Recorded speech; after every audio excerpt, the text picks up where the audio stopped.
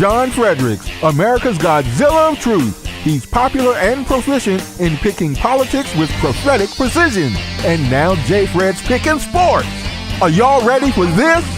All across the airwaves and streams of the John Fredericks Media Network, John, Jack, and Nate, three guys that are pretty wise when it comes to picking winners. Football, basketball, baseball, soccer, golf, UFC battles, you name it. When the game is on your mind and money's on the line, Godzilla Wins is your guide to picking winners. Before you make that play, hear what J. Fred has to say. Godzilla Wins on the John Fredericks Media Network. Oh yeah, for entertainment purposes only.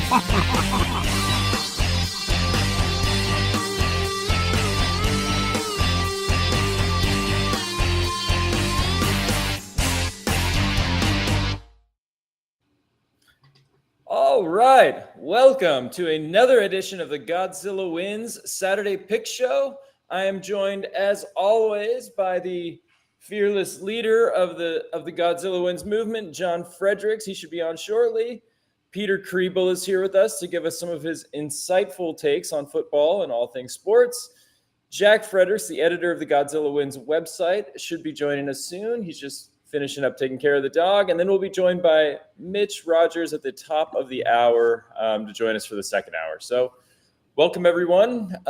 Just before we get going, though, I need to remind all the listeners that this is for entertainment purposes only. We talk about gambling. We talk about some sports picks. But at the end of the day, this is for entertainment purposes only. And if you have a gambling problem, I would urge you to call 1-800-GAMBLER. It's 1-800-426-2537 if you live in Colorado, Illinois, Indiana, Louisiana, Maryland, Michigan, Nebraska, Ohio, Pennsylvania, Tennessee, Virginia, West Virginia, or Wyoming. Call 1-800-327-5050 or visit gamblinghelpline-ma.org if you live in Massachusetts. Call 877-GHOPE-NY or text HOPE-NY if you live in New York. Call 1-800-NEXT-STEP if you're in Arizona, 1-800-522-4700 if you live in Kansas or New Hampshire. 888-789-7777 or visit ccpg.org if you're in Connecticut, 1-800-BETS-OFF in Iowa, or visit opgr.org if you're living in Oregon. All right, now that we got all that out of the way, welcome. Wait a minute, everyone. That was one of the best disclaimers I've ever heard. Like, that well, was a great, we're comfortable. That's good.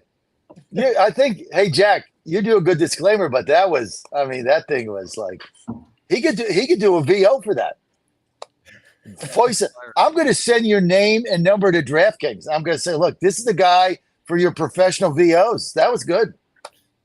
Thank you, John. All right. Welcome, everyone, to the show. So just to give everyone a little bit of a lead-in, we are pushing our social media these days. We are trying to get some picks out there on social media. So please go ahead and give us a follow if you like the show. Follow us at Godzilla Wins Big. And follow us on X, Facebook, Instagram, TikTok, YouTube for all of our best bets of the week. We'll be recording those right after the show and pushing them out on all of our social media. So you can go back there and check those out if you're looking for a little bit of things to gamble on this weekend. Okay, we've got, football. We're doing a little bit of Jets Vikings. That game is coming up. That game will be the early game at 8:30 on Sunday. That'll be 9:30 Eastern, I guess. On Sunday, we have Thursday Night Football reaction. We have some college football, a few big games, and then we're just the second hour, starting at 10 at Eastern. We are just going to be all in on the NFL, breaking down some games, talking about a few topics, and it should be a fun show. Welcome, everyone. Thanks. Glad to be here. Perfect. We're fired up. I'm at fired the Butler up. Everybody's fired up. Energy you know what? Medium, you know how many people are here at this Butler rally? Just not to get into politics, but just like observation. We got here at 5 a.m. The line was already 2 miles down the road. They're expecting 70,000 people here. I mean, this is it's like a Super Bowl. I've never seen anything like it. I don't even know how they're going to fit them in. The line to get in it's snagging like a mile and a half long. It's incredible. 70,000 people at a rally. Wow. Right outside of me is two and still two guys, somehow less than Auburn, Georgia will have today. I know, right? Two guys right out to my right in fatigues with high-powered automatic weapons and a gun set up on a mount right outside my window. So I better not move too fast, right? That's Jeez. never gonna be a problem for you. So I lost 33 pounds. Aren't you proud of me, Jack? No. all right. So when we were doing the run sheet, for some reason I had it in my head that we like do this show on Sunday and that the Jets were playing like early, and I was like, well, we got to do it before the Jets play.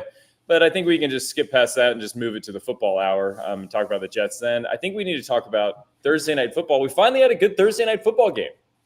I mean, like kind of like it was exciting anyways. And there was scoring, which hasn't happened in Thursday night football in about 10 years. I guess I mean, Kirk Cousins throws for over 500 yards. We get the last minute sort of score to win. Peter, what were your sort of takeaways? I mean, I thought I was ready to just write Kirk Cousins off as just completely washed after the first game of the season. I was like, he doesn't have it. He's never going to have it. And then all he does is just go out and throw for 509 yards and just make it look like, no problem at all. Yeah. So what were your takeaways? I mean, my takeaway is that maybe the Falcons have a semblance of a plan at quarterback. We bashed them for the whole Michael Penix selection, paying Kirk all that money. You have two quarterbacks. You don't really have one, the old John Madden quote. But yeah, Kirk, I mean, that was a one-dimensional offense. They telegraphed what they were doing. Kirk threw the ball 58 times and couldn't move the whole time. And there's this discussion of ethical quarterback play, which is no cheating, right? No RPOs, no extending the plays, like all that we see with these college offenses now. And Kirk Cousins is one of the last ethical quarterbacks. He just stands there in one spot, doesn't matter what's happening around him, and he's just going to stand and deliver. And the Buccaneers, known for the time, blitzed at the lowest rate of the season on Thursday night. And when you don't put pressure on Kirk and you don't get him off his spot, he'll pick you apart because he's smart and he's accurate. Can we just slow down and talk about my new favorite sports term, which is ethical quarterbacking, where you just don't do anything to threaten an offense with anything but your arm? Jack, I mean, I'm sure you were kind of at least paying a little bit of attention. Yeah, sure. I mean, I love the term ethical offense or ethical quarterback as well. That's pretty hilarious. I can definitely see how in that matrix Cousins would be the most ethical quarterback. If you're not running around, if that's what ethics means, then yeah. We haven't had anyone this ethical since Peyton Manning. Exactly. Yeah, for real. Dude's pretty immobile. I mean, I know that the Buccaneers are missing a couple guys, Antoine Winfield Jr. And Jordan Whitehead on defense. But 550 yards is pretty ridiculous. I don't understand. Like Peter said, Todd Bowles blitzes all the time. It's like what he's known for. And I kind of feel like either they were a little trepidatious because they were playing in Atlanta, playing in prime time, or you thinking as a coach, like, okay, it's Thursday night. It's going to be low scoring anyway. Everybody's always a little rusty. We're going to take it easy. We don't want to hurt anybody by, over blitzing. Or we want to make sure we don't get screwed with the deep ball. The Falcons have a lot of weapons. But I mean, for the Falcons, this is their third win in a row now.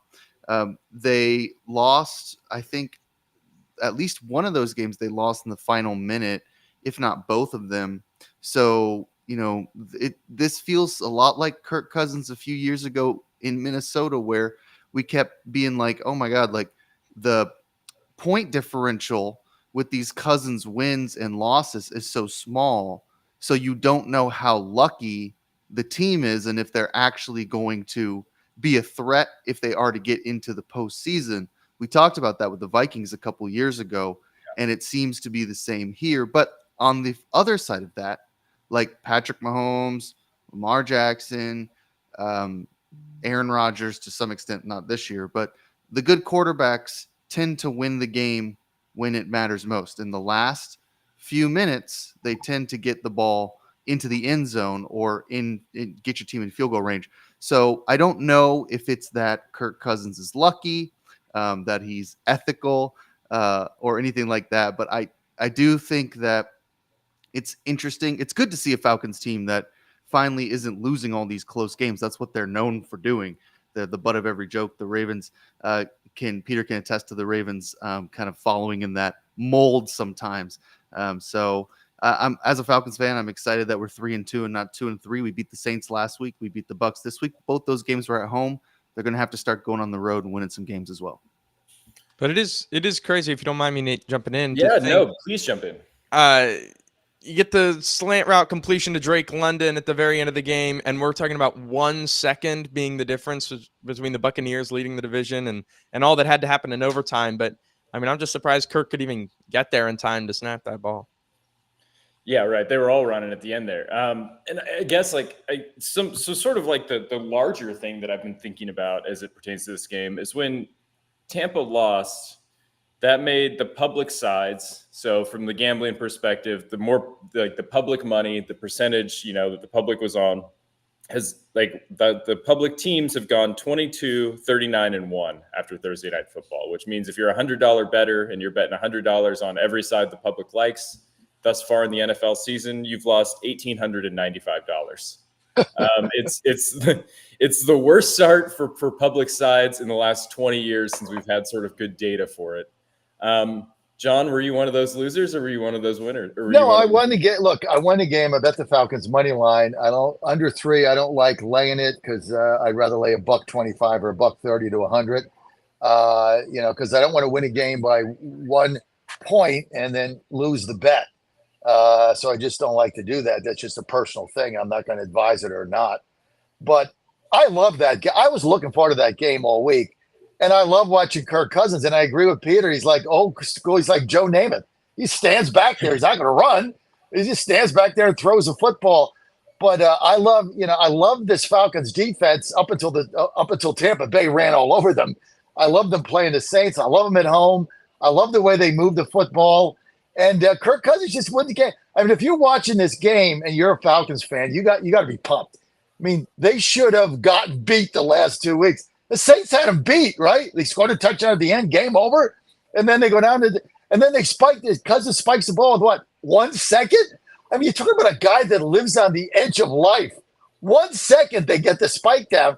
This is after they got a field goal block and after Wu missed an earlier field goal. So basically take 6 right off the board. When they blocked that, when Tampa Bay blocked that field goal, basically if you're betting Tampa Bay and you're getting 2.5, I mean, this game's over. You get a couple first downs, they're done. And so, but the defense stepped up, and then Cousins in that, and then Falcons don't do anything in that final. What do you have? 38 seconds against the field goal range, and then Wu kicks the field goal. As soon as you knew that, and they won the toss, the game was over. I mean, you just knew Tampa Bay was done. They went right down the field. And this is a fun. I'm not a Falcons fan, but this is a fun team to watch, and I love watching Cousins just stand back there and throw passes. I mean, it's pretty fun. So, kudos to the Falcons and finally a great Thursday night game. We had a bunch of stinkers. I mean, the 2 on Monday night were stinkers. And by the way, the Titans should never be on another Monday night game like for the next decade. Just like 2050, try to put them on a game. Awful. But of your Titans better? I mean, Falcons better. You're in pretty good shape. Although you did, if you laid the 3 against the Saints last week, because I bet the Saints you lose, so I had that winner. But I think it's a fun team to watch. Well, and Nate, if I can just jump in here Yeah, too. please. I mean, when you've got 2.5 points, you're on the Bucs side.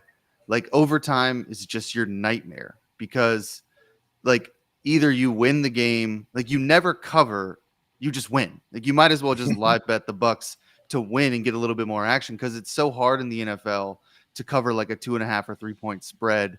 Really 3. I mean, it used to be like, oh, someone kicks a field goal. Now it's just, it just never seems to work out that way. It's like, it feels like college sometimes. If you're on the wrong side in overtime, sometimes you just wish the game would end in the last 2 seconds. But, the Falcons also got that missed pass interference call against the Chiefs that would have put them ahead really late in that game as well. So they really could be 4-1. They're a good team. We knew they were going to be pretty good this year. It's going to take Kirk Cousins a little bit of time to figure some of that out. And these division games are always good. Everybody makes fun of the NFC South, but when it comes to interdivision rivalries, I mean, that division is just like any other. Those teams hate each other. So I knew it would be a good game, and I'm glad it was because, Thursday night football can stink I sometimes. want to bring back the bird. Remember the old Dirty Bird, Jack, the Dirty Bird dance, right? Where they go in the end zone. Wah, wah. Remember the Dirty Bird dance? I want to bring back the Dirty Bird dance. And I think they should bring back Jerry Glanville. I don't know where Glanville is now in his black hat or whatever he had. I think they should bring Glanville back just for like a cameo. Just a retro night. Oh my gosh, we're losing everybody. Peter, just you and me. Last of the true here. All right. Let's kind of pivot off of NFL here for a little bit because we have quite a bit of college to get through today. We have a few things to kind of react to. Obviously, the big game last weekend was Georgia, Alabama, and it was pretty much. I think most of us expected a close game. I don't think many of us expected 34-41 to be the final score. I also don't think many of us had. Alabama surrendering a 21-0 lead and making this really a close game on our bingo card for that game either. I guess I just want to just start with just like, is there something wrong with Georgia? Like, this is an unusual thing for them. Well, I mean, they were down 28-0. I bet Georgia. I thought they were the better team. They're down 28-0. The game's over, right? So they're down 28-0, and they had no pass defense. Where was this great defense I kept hearing about over and over and over? This great defense. They're down 28-0. Then they come back in the second half. They get the touchdown because one of the greatest games ever. They get the touchdown, and then how do you give up a 75-yard pass on the next play? Like what? Like where was the secondary here? What was this? What was the plan that the Dogs had to stop Alabama, from getting a 70-yard touchdown pass? You come back in that game down 28-0, 35-6 or something, whatever the score was. You come back to take the lead with like 90 seconds to go, and they got one timeout. You're supposed to win this game. They get a touchdown on the next play. 75 yards. That was embarrassing to me. So I'm with Nate here. I have no I have no ability to see this team like they're not going to beat Texas, right? Not with that defense. So and Alabama, you got to give them credit. They move the football, they run, they pass. That quarterback, in the first half, what was he, like 19 for 19? The guy never missed a pass. So they look good, but Georgia this and Georgia that, I don't see it.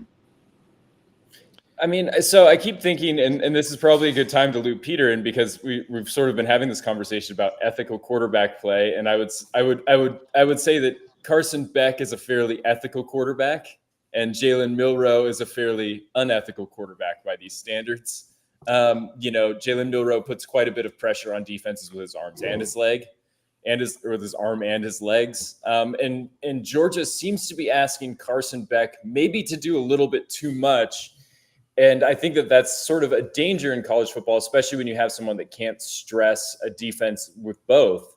When you just ask Carson Beck to go back there and win you a game with just his arm and not really give him as much running support as like previous Georgia teams have had. They had sort of less rushing attempts. They were less successful at it.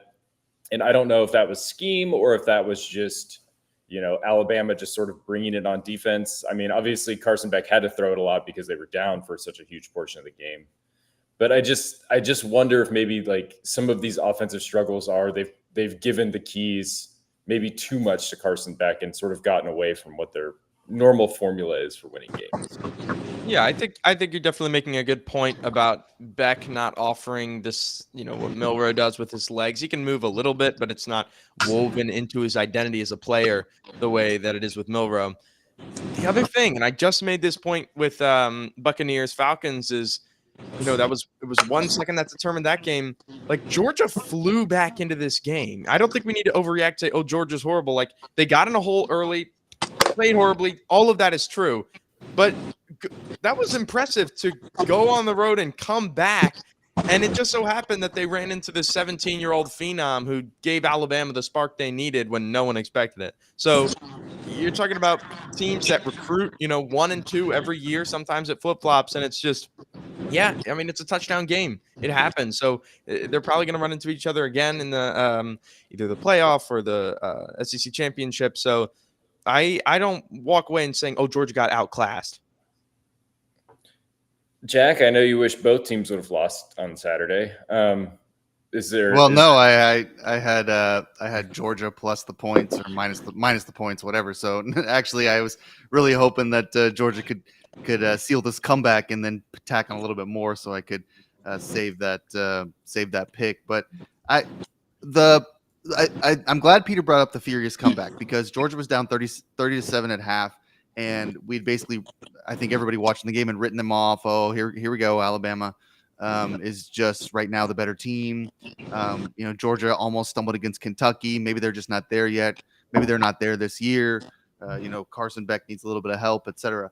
And then they come storming back on a really impressive second half play by Carson Beck. That's college football. Georgia's never going to get blown out. Like, that's really not going to happen. Georgia's not going to lose a game by 35, 40 points. Really to anybody. So I'm not surprised that they came back. And had I been a little bit more astute, I maybe would have logged in to DraftKings and done a little live betting on the second half, just because you could feel that Georgia was going to narrow this gap a little bit. But the first half just got really out of control. And so, that's the biggest thing. I don't think as a Georgia fan, anyone should be overreacting here.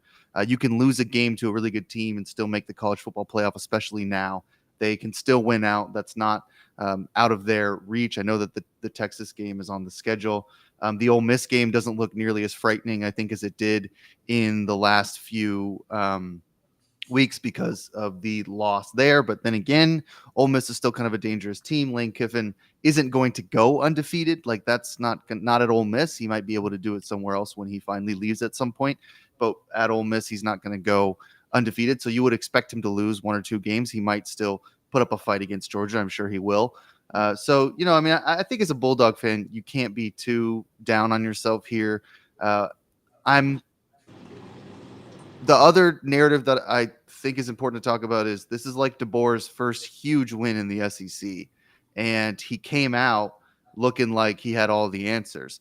Maybe they faltered a little bit in the second half, but they pulled it out. That's huge news for Alabama, who is still, I'm sure, worried that they'll never be able to match the greatness of Saban. They probably won't, but I think there are plenty of people who are skeptical of DeBoer, and maybe he put some of those people to rest last Saturday. I mean, that was sort of where I was going to go next. I think that we were all anticipating a little bit of a slump for Alabama in terms of how do you replace Nick Saban? How do you replace 8 SEC championships he won? However many national titles he won. It was some big shoes to fill. And Kalen DeBoer has brought sort of a different identity to this Alabama team than maybe they had in years past. But I'm not necessarily sure that's a bad thing. It just feels like more of a modern identity. It always felt like there was something with Alabama that they had good offenses when Saban was there. But really, it was the defense that sort of won things. It was just sort of just like that full team effort that won things. And now you're looking at a team that, Jalen Milroe can go out and throw for 374 yards and a couple of touchdowns, add another almost 120 on the ground in that game with a couple of touchdowns.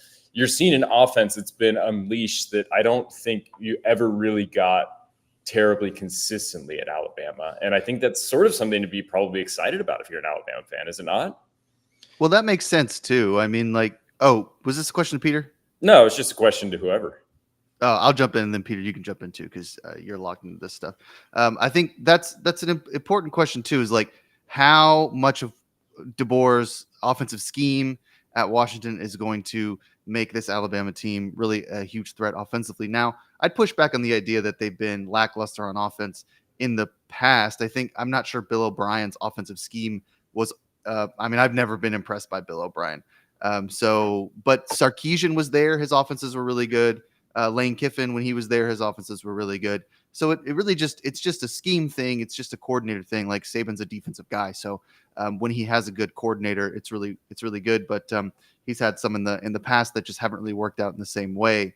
But I mean, yeah, I think with DeBoer, I mean, you're going to score points. That's for sure. He's going to do that. And that's the modern unethical offense, right? Is Jalen Milroe running around making plays. Yeah, and Saban's fingerprints are still all over this team. I mean, I know he's gone, but every player on that team, minus the transfers and the freshmen, were recruited by him. So it's not to know what a post Saban Alabama looks like. It's going to take more than just 1 year. It's like 3 to 4, really. John, did you have any thoughts after that Georgia-Alabama game? I mean, I just don't see Georgia. I know they came back. I mean, 28-0. They could stop anybody. When they have to stop him at the end, the guy throws a 75-yard touchdown pass, and then they get picked off in the end zone. So, I'm just not fired up about it. And but I agree with the assessment earlier. I looked at the schedule and I thought, Ole Miss, baby, you guys are going to lose 2 games. And Ole Miss turns around and, craps the bed against Kentucky and loses at home. So, I mean, I'm not sure where that's going, but you look at the SEC right now, and it's Texas and Alabama. As far as I'm concerned, I don't see anybody else. I mean, actually, somebody can make an argument for Kentucky right now, but Texas and Alabama look like it, and somebody's got to beat Texas. I don't know who. It ain't going to be Georgia. Texas is better. No question in my mind. If they meet in the playoffs, I'm betting Texas. They're better. So we'll see what happens. But I think that game, showed me a lot. I lost all confidence in that Georgia defense. I mean, give out that many points, and that guy was just carving them up. I mean, it was ridiculous. And guys wide open. This is the other thing. When you're sneaking passes in there, wow, that was a rope. How do you do that? Some of the Cousins passes, unbelievable. How do you get the ball in there? This guy, Alabama had guys wide open all over the field for 60 minutes. It's wide open. So I just don't see it. I just don't see it, and I'm happy we're talking football, not baseball, because baseball season's over. It is. Thank you very much. I could give a rat's tail about any of these teams, and I'm not talking about it. I'm not paying attention to it. Jack knows who's the Astros are out. I won't watch 1 inning of any game. I could care less. I don't care who wins because I hate everybody, and I'm bitter. I'm bitter and I'm pissed. So baseball season's over. Okay. Baseball season's over. All right. Let's we'll talk a little bit about, we'll stay on football, stay on college, we'll stay on some topics. Pitt is off to a 4-0 start, and they have not looked like Pitt teams of the past. We've had sort of a new look offense for Pitt. There's been a lot of sort of different sort of aspects of this team that maybe don't look like teams that we've experienced in the past. I guess just what makes this Pitt team different? Jack, Pete, I know that you guys read this article. What makes this Pitt team different from previous sort of Pitt teams we see? And are they a good team now? No, they suck. I mean, they haven't played anybody. West Virginia should have beaten them. All of a sudden, Pitt is 4-0. They haven't beaten anybody. All of a sudden, we're supposed to say, Pitt, wow, they're good. They haven't beaten anybody.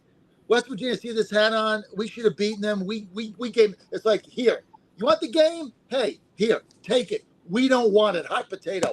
So they should have lost that game. And all of a sudden, all this Pitt stuff. Look, you live in Pittsburgh, it's all hype. You know what? As soon as they play a good team, they're going nowhere fast. Jack? I mean, I kind of agree with him on the prospects of the season going forward.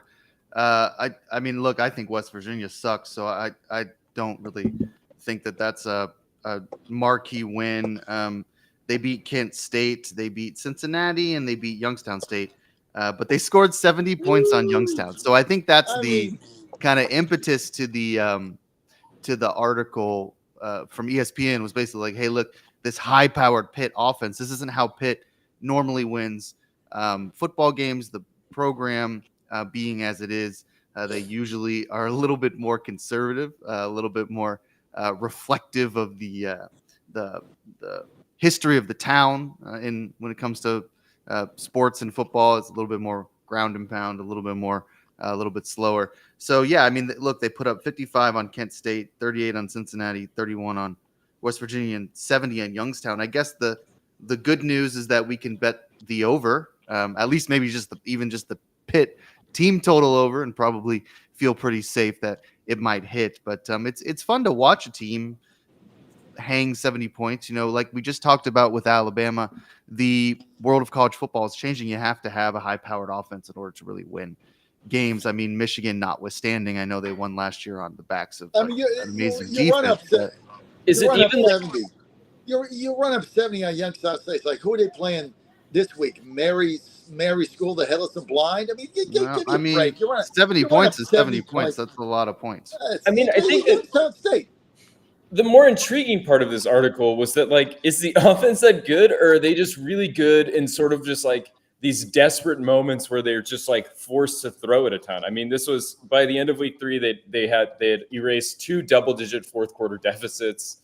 Prior to this, they've been 0-35 when trailing by 10 or more in the game's fourth quarter, like as a team. So it's just they've had just like some unbelievable comebacks that have just sort of been out of necessity. I mean, you have to have like an explosive play or two in order to be able to overcome. They were down 21-0 against Cincinnati. They were, been down multiple scores a couple times.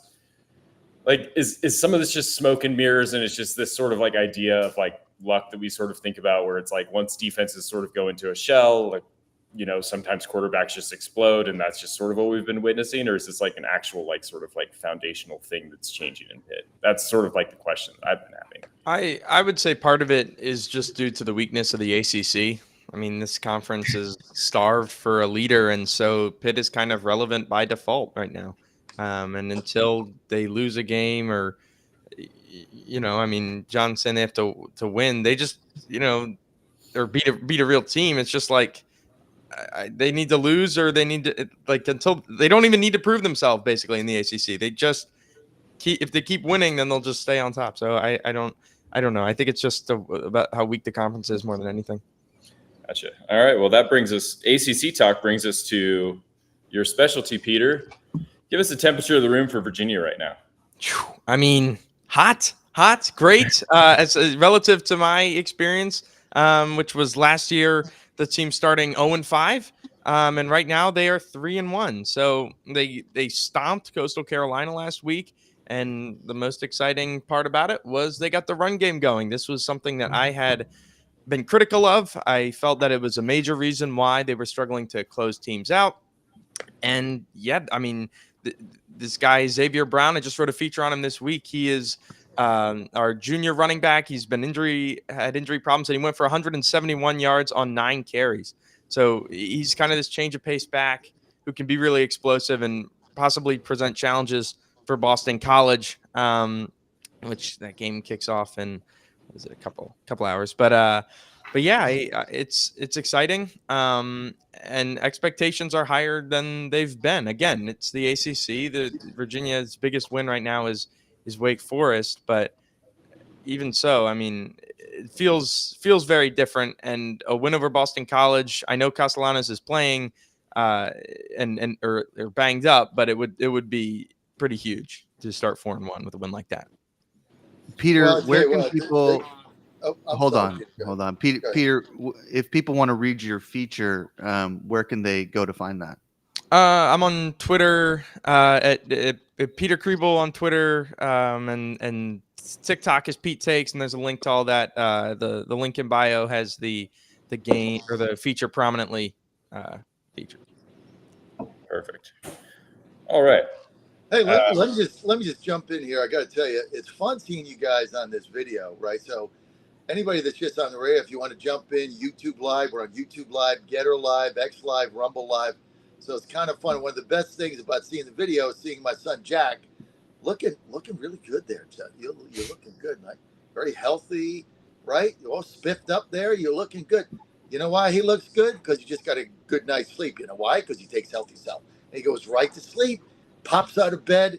Look at Jack. He's like fresh as a daisy. Nate, if you were taking Healthy Cell 2 REM sleep, you would look that good. Jack, you look fantastic. Peter doesn't need it. He's 19, but get a little bit older. Anyways. Got to get this sleep. Peter's too young for all that. Got to get this sleep, man.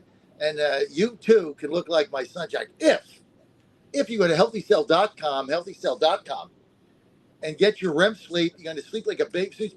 I took it last night. I got in late from Dallas, right? Had to go to Butler. Only got 5 hours of sleep last night. As soon as I got in, right? You're all wired getting off the plane. Zipped that thing, popped it open, downed it. I was asleep in 5 minutes. I slept my 5 hours, never got up. It's like I shut my eyes and got up. Boom, fresh as a daisy, ready to go, do my show. I ordered a Healthy Cell because it puts you in that deep sleep. Might not get enough, but if you want to look like my son Jack, healthy as can be, fresh as a daisy, then all you got to do is go to healthycell.com, healthycell.com. By the way, promo code Godzilla, you're going to get 20% off. Sleep like it is the best thing you do for you, your body, for your whole family is REM sleep. Not habit forming, all natural, going to feel good. Healthy Cell, baby. All right. That gets us to, we're just going to go around the horn a little bit with some college football picks. We started at our core as a pick show, and we still like to give out a few maybe winners every once in a while. Looking around the card, last week we had so many top 25 matchups. It seemed like they were all over the place. And now it seems like we're just sort of settling into a regular old college football season. We have, some ranked teams playing some sort of lesser teams. We'll just start this off with the number 7 ranked Penn State Nittany Lions hosting the UCLA Bruins in a Big Ten matchup in this new and reimagined Big Ten. Penn State is a monster favorite, 28.5 points. It looks like, it could be a blowout. We've had this narrative for a while that, Penn State just runs up a score on everybody, but we witnessed last week that that's not necessarily true after they beat Illinois 21-7 and failed to cover. So that narrative's out. Penn State being really good and winning a ton of games is still in. I guess, what are we looking to bet on this game, guys? I'm not gonna lay 28 against UCLA, who's got a halfway decent team. That's just 4 touchdowns. I know they're not that good, and you saw them, get pretty much waxed by USC. But look, they're coming into Penn State. They're new to the Big Ten, and there's no way I'm going to lay 28 here. I'm just going to take it. You figure this. They get a couple touchdowns. Now Penn State's got to get 6 touchdowns to get a push, right? It's a lot of touchdowns. So, and I know UCLA is going to score. I just think 28 is way too many for a Big Ten game, team coming in. You're going to get a lot of these overlays, these guys coming from LA to go to, across the country to Happy Valley here. And so I just think 28 is way too many. So I like the Bruins and 28. To provide some context, there's a good chance that UCLA doesn't score a touchdown in this game. They are one of the worst offenses by almost any metric in college football, just at large, not just in the Big Ten. They barely squeaked out their one win over Hawaii in a 16-13 comeback victory, and it has not gone well since then. They are 133rd in rushing success, 132nd in line yards, 121st in pass success, and 121st in finishing drives. This is not a good offense. There is no way to sugarcoat it. Peter, can they even get 1 touchdown, like John says, to make this sort of a competitive game in terms of covering a 28-point spread?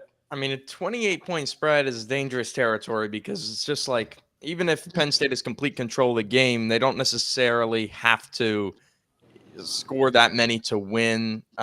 They could just get a strong lead and then hold it. So that's a scary spread. But yeah, UCLA is atrocious. So I am not gonna possibly put any money. Well, I'm not even old enough, but on UCLA. Good catch, Peter. Good catch. You wouldn't advise it anyways. I would not advise it. And I would say that Penn State is they're good enough. They're going to score more than 28, and I don't see UCLA scoring anything. I got to stop laughing. That was a good catch. You got to be careful around here. You got to be careful. All right, let's move. Jack, did you have anything you wanted to add to this game? If you'd ever call on me, sure. Well, I thought we weren't doing the calling method. I thought we were just doing roundtable discussions now. We talked about this on a conference call. That's right. Tell him. I don't. I Patiently advocated waiting for for. your turn, man. You've never done that before. Yeah, I advocated for people getting called on. By the way, uh, You got I mean, outvoted 2-1. yeah, I guess my vote should count for more for I built this thing. Okay, Good so point. Good point.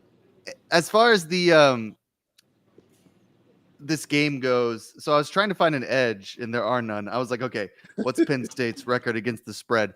2-2. All right, fine. What's UCLA's record against the spread? 2-2. I was like, all right, so what's UCLA's record against the spread as an underdog? 1-1. I'm like, okay, well, I've got no edge here. I guess if it were UCLA sucks, and so there's that. They can't score, so there's that. I guess the under at 46 feels pretty good. I don't feel like I know Penn State likes to run up the score, but I wouldn't exactly characterize their offense as like explosive to the point where that under doesn't look at least a little bit interesting. So I guess it's kind of where I am. Maybe 46 and a half as an under might make a lot of sense. 28 and a half is too much for me. It's just, I mean, there's too much risk involved, and I don't think they can cover either. So I'm not taking the 28 and a half. All right. For my money, I'd take the 28 and a half. I don't think UCLA's worth much out there on the field, so I would be more inclined to just lay the points with Penn State, but that's just me, and I don't bet on college football. So Wait a minute. all right. What? You're the guy that used to give me college football winners like golf. I used to text you when I was in He Vegas. stopped watching college football. I'm a new man, John. What do you mean you don't bet? You used to give me winners before we did the show like they were going out of style. I'm retired. Like you told me to bet one time in a Hawaii game on it like midnight. Well, that was when he was in Nevada, that was where back it was when I was legal. still alive and it was legal. I don't get access to that anymore. Now I'm in Texas, where everything is illegal. Everything is illegal. Well, listen, as long as we're going over, I know you don't have this game on a card, but we did talk about Pitt. But my best bet of the day is the Tar Heels. I love North Carolina plus 2.5 in this game. I can't wait for this. This is my favorite game of the day, other than seeing West Virginia get beat again. I love North Carolina plus 2.5. Plus, you got to look at the emotion here with this hurricane, right? This hurricane, people in North Carolina devastated. Asheville, I mean, people can't get water. Homes washed away. People are missing. It's a very emotional game. This is going to be for North Carolina. I think they really get up for this game. I think their fan base is going to be rabid. And I just don't think Pittsburgh's that good. I think they're overrated. So I love the Tar Heels here. Plus, I can't believe I'm getting 2.5. Like, I would lay 5. To me, this is like a 7.0. Like, why is Pittsburgh favored here? They're beating anybody. Best bet of the day, Tar Heels plus 2.5. Win it for those in North Carolina that have been suffering from this hurricane. Very emotional game. Take the 2.5. So Jack's emotionally invested in the success of one college football team more than any others, and they are the Ole Miss Rebels. We would be remiss not to talk about them in this segment as they head to Columbia to take on the South Carolina Gamecocks. The Rebels had a little bit of a, do we call it a wake-up call? Do we call it a step back? Do we call it a little hiccup?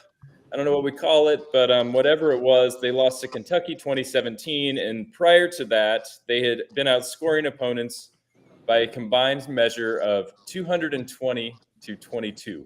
So pretty, they'd had some pretty dominant performances sort of strung together. And now they're suddenly looking like they might be kind of a vulnerable team. They're a 9-point favorite over South Carolina.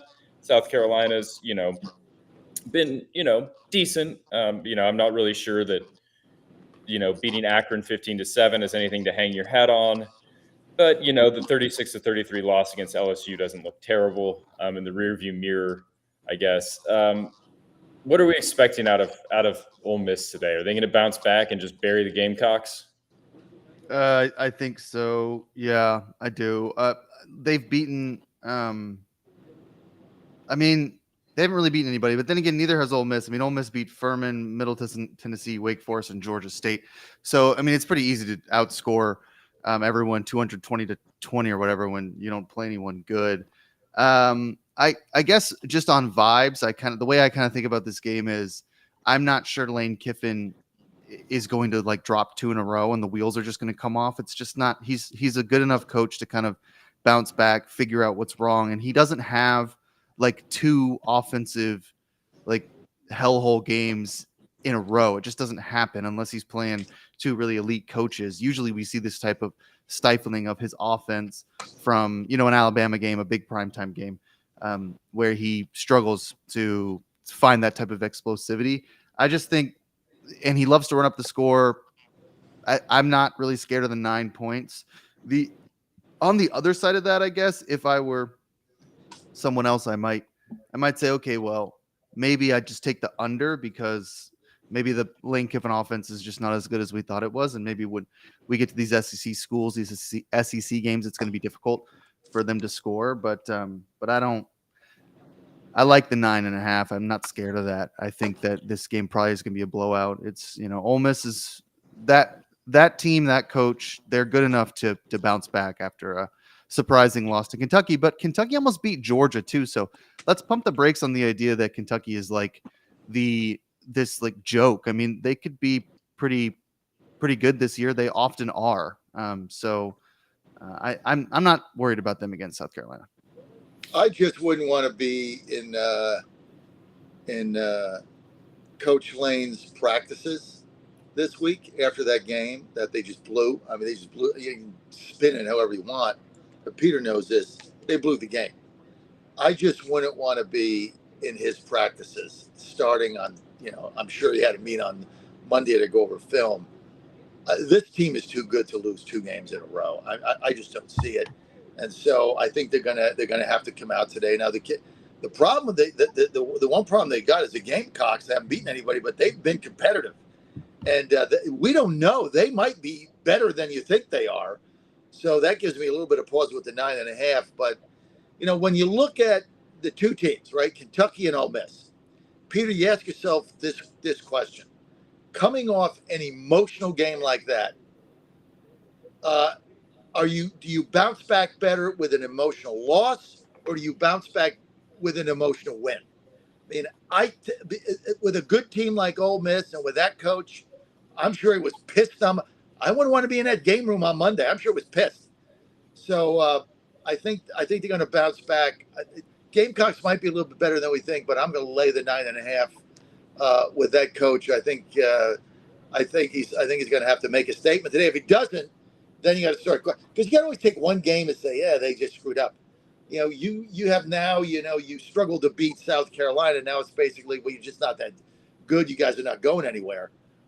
So I think this has got to be a statement game for them. They've got to win this game. They got to win a big spot like Ole Miss. I mean, I keep thinking about this, and I can't get past this, like 100. And even if you factor in last week's game, their point differential is 195 points through 5 games, which is just absurd.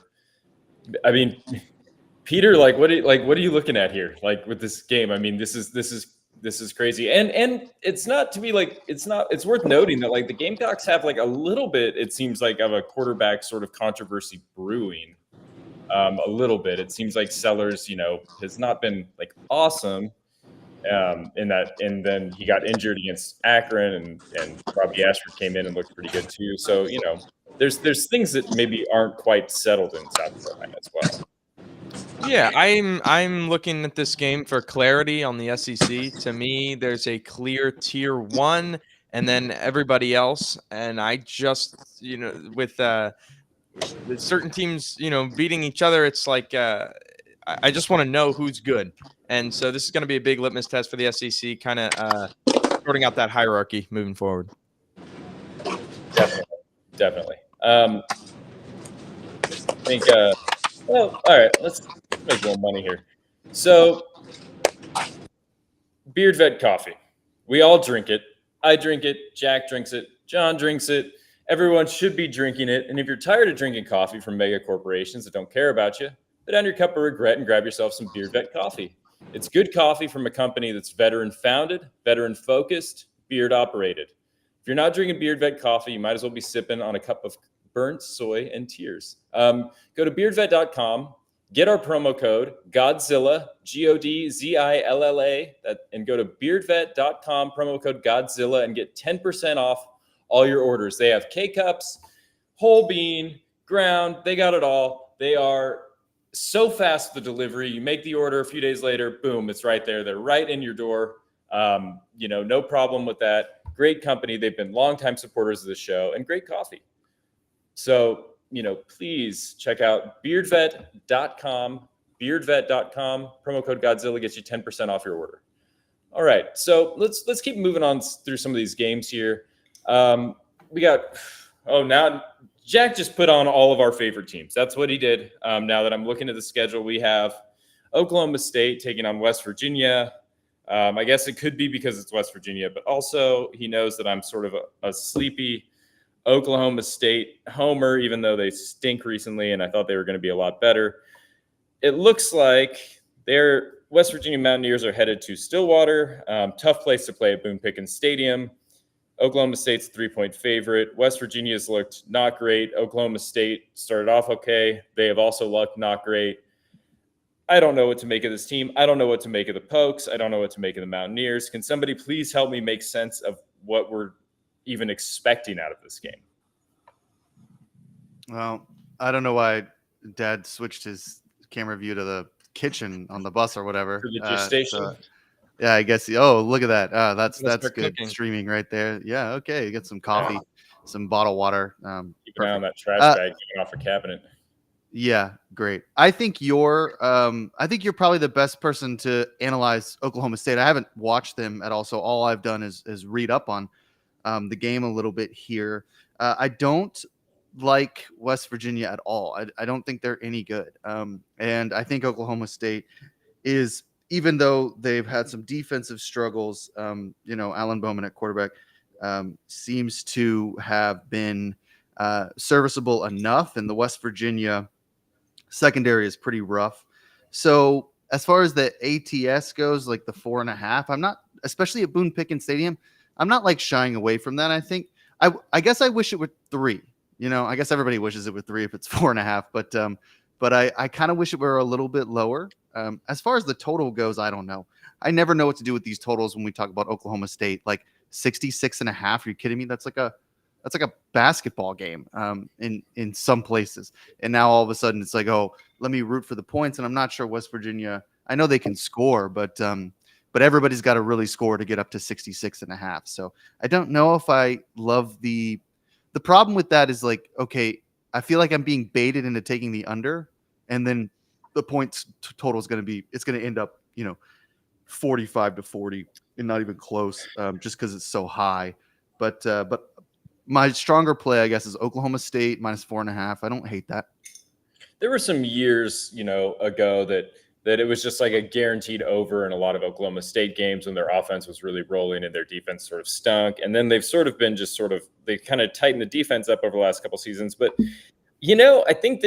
I think that your instincts are right, Jack. I think that your instinct to want to take the under is right. And I think your instinct to not do it because it feels like a trap is also right. I think that having watched, a decent amount of Oklahoma State games, they're most of the time they didn't pass very well against Utah, but most of the time their strength as a team is they're better passing the ball than they are running the ball. They haven't been very good at generating any sort of run game. They've been fairly one-dimensional, which can hurt them against sort of good defenses.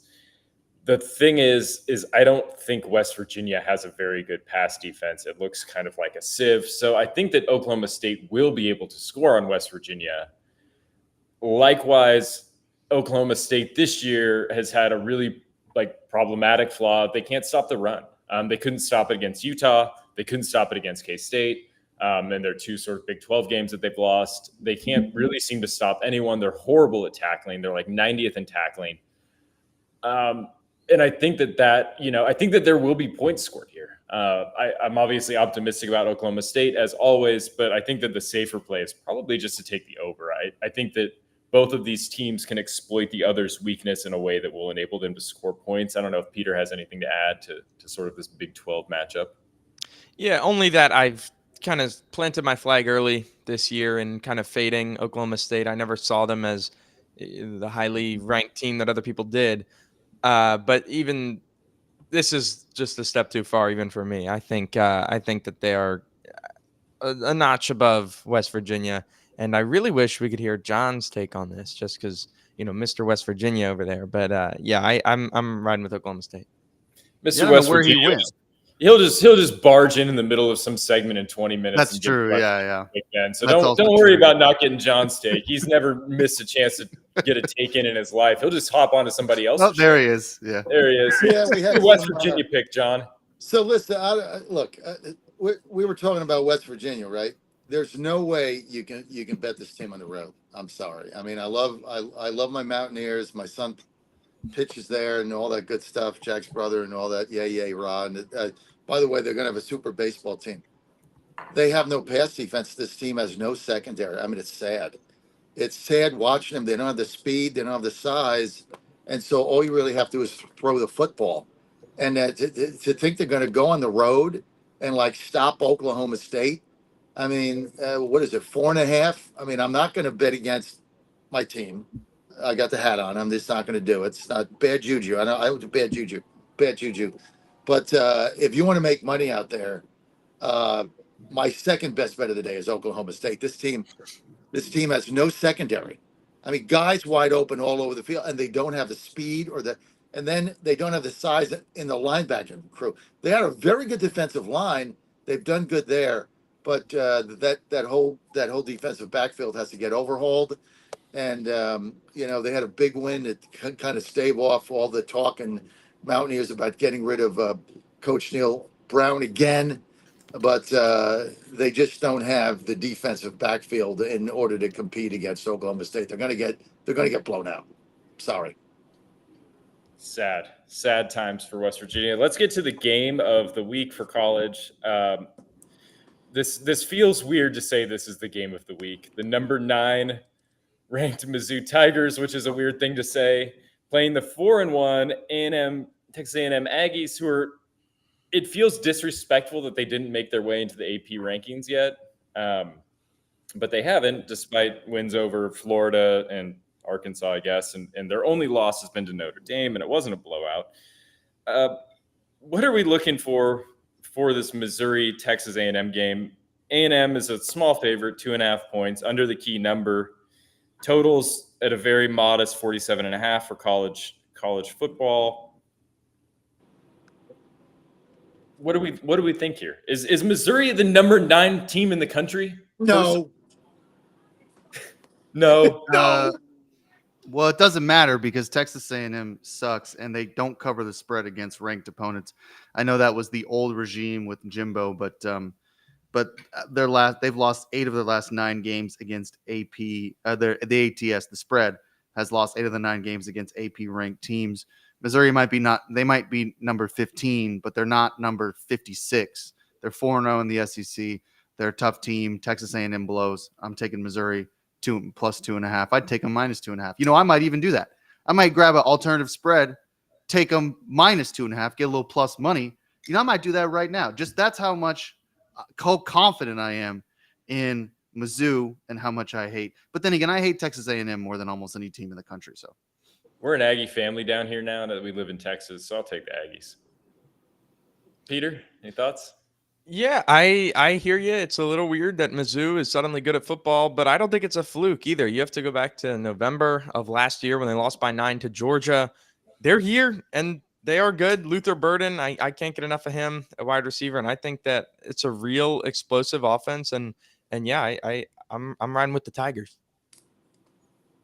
John, take us out. I'm riding with collagen, baby, because I'm getting 45% off of my collagen. I tell you what, man, healthy cell. You got a healthy cell. You got REM sleep.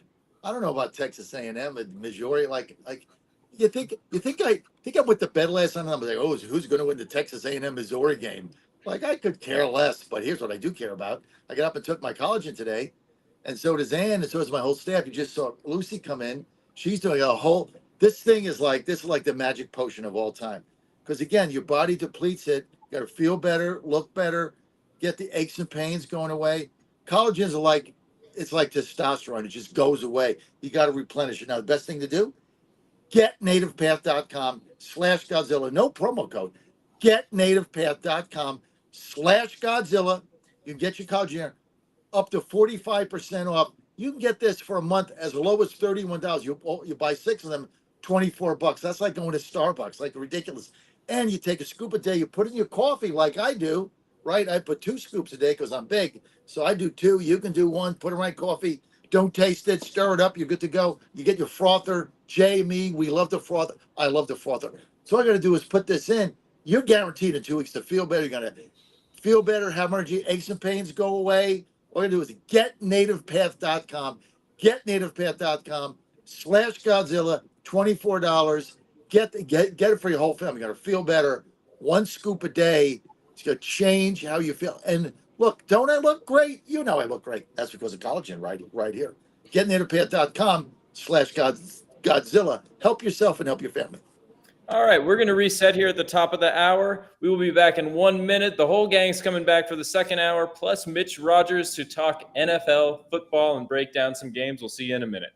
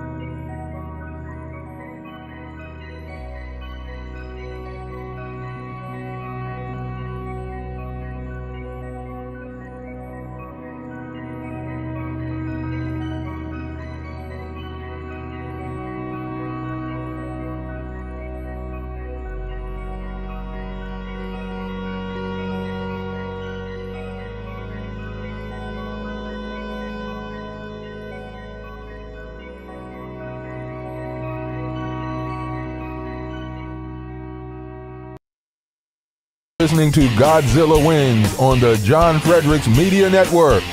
For a deeper dive without the jive, visit the website of winners, GodzillaWins.com. Let's get back to the show with the guys in the know, John, Jack, and Nate. It's Godzilla Wins on the John Fredericks Media Network.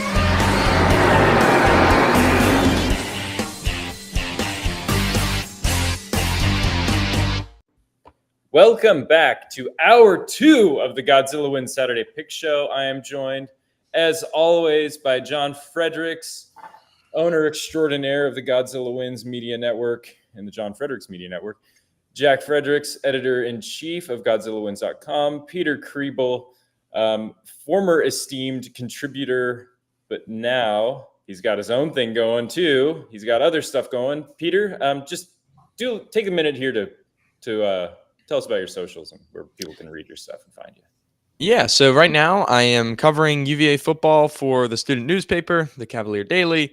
I write pre-games, recaps, just did a feature on Xavier Brown. And so just all things UVA football on that front. And then on TikTok, I am Pete Takes, where I do NFL recaps and breakdowns and anything I really want. It can get weird, like song parodies and whatever, but yeah, just quick videos, fun videos, and we're over 110,000 followers now. My God. And so it is that's been really fun. So yeah, you can find me Pete Takes, Peter Kriebel, across all platforms. I feel like it was like 70 or 80,000 when the NFL season started a month ago, and we've already jumped, the size of a small town. Yeah. It's the recaps have been good to me. Excellent. Yeah, all right. I mean, and I'll just jump in here just to plug for Peter again at Pete Takes on TikTok.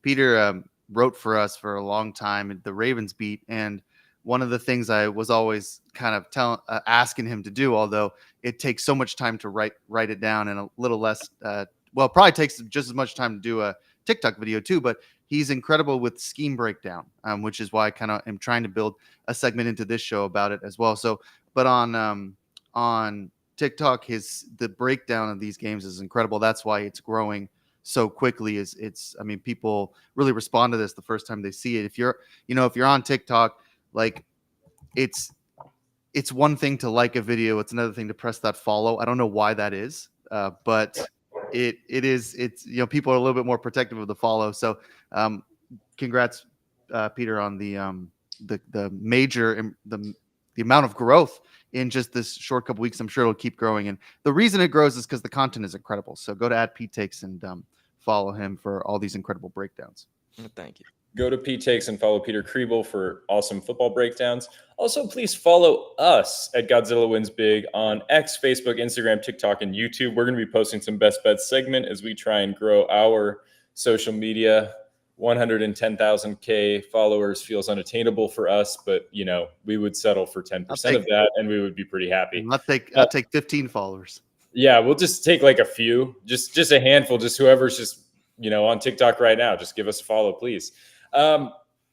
It's worth saying that this is a gambling show. We give out some gambling picks. We talk about gambling, but it's for entertainment purposes only. And if you have a gambling problem, please call 1-800-GAMBLER. That's 1-800-426-2537. If you're in Colorado, Illinois, Indiana, Louisiana, Maryland, Michigan, Nebraska, Ohio, Pennsylvania, Tennessee, Virginia, West Virginia, or Wyoming, call 1-800-327-5050 or visit gamblinghelpline-ma.org. If you're in Massachusetts, 877-GHOPE-NY or text HOPE-NY if you're in New York. 1-800-NEXT-STEP in Arizona, 1-800-522-4700 in Kansas or New Hampshire, 888-789-7777 if you're in or visit ccpg.org if you're in Connecticut, 1-800-BETS-OFF in Iowa, or visit opgr.org if you're living in Oregon. All right, we got a loaded football thing to talk about. We got quite a few topics. What I want to start with, though, and the segment that Jack just very expertly teased for the radio, is we love getting a little bit of a deep breakdown from Peter, and we love letting him kind of talk about whatever he thinks is interesting because it's probably interesting to the rest of us. Peter, give us a little breakdown, give us a little thing that you've been thinking about for the NFL this week, or what's been happening in the NFL. Yeah, we are a quarter of the way through the season, and Sam Darnold is tied for 4th in the MVP odds. Yes. So I was looking at that last night, rubbing my eyes. I mean, I know he's playing well, but my God, what is happening? So I went in, looked at it, and tried to get to the bottom of what is going on. Is he a new player? Is this just what's going on around him? And yeah, there is a lot working in his favor. For one, Kevin O'Connell, right, with Kirk Cousins and Josh Dobbs and every other quarterback that's been in there has gotten the most out of them. And you watch the film, you turn on the All-22, and guys are running wide open. Like for NFL standards, for any standards, like college, high school quarterbacks could hit some of these guys. That said, Darnold is still making some high-level throws. But what else is working in his favor? So you have this scheme that gets dudes open. The O-line. You don't think of the Vikings as having a great offensive line, but really good in pass protection. And then last, what everyone kind of thinks initially is, well, they have Justin Jefferson and other meaningful contributors, whether that's Jordan Addison or this guy Jalen Naylor. So you're talking about scheme, personnel in the receiving core and the offensive line. A lot of quarterbacks can succeed like that. To Darnold's credit, he is hitting the throws. I mean, this is what a lot of Darnold truthers have been saying. It's not a physical issue.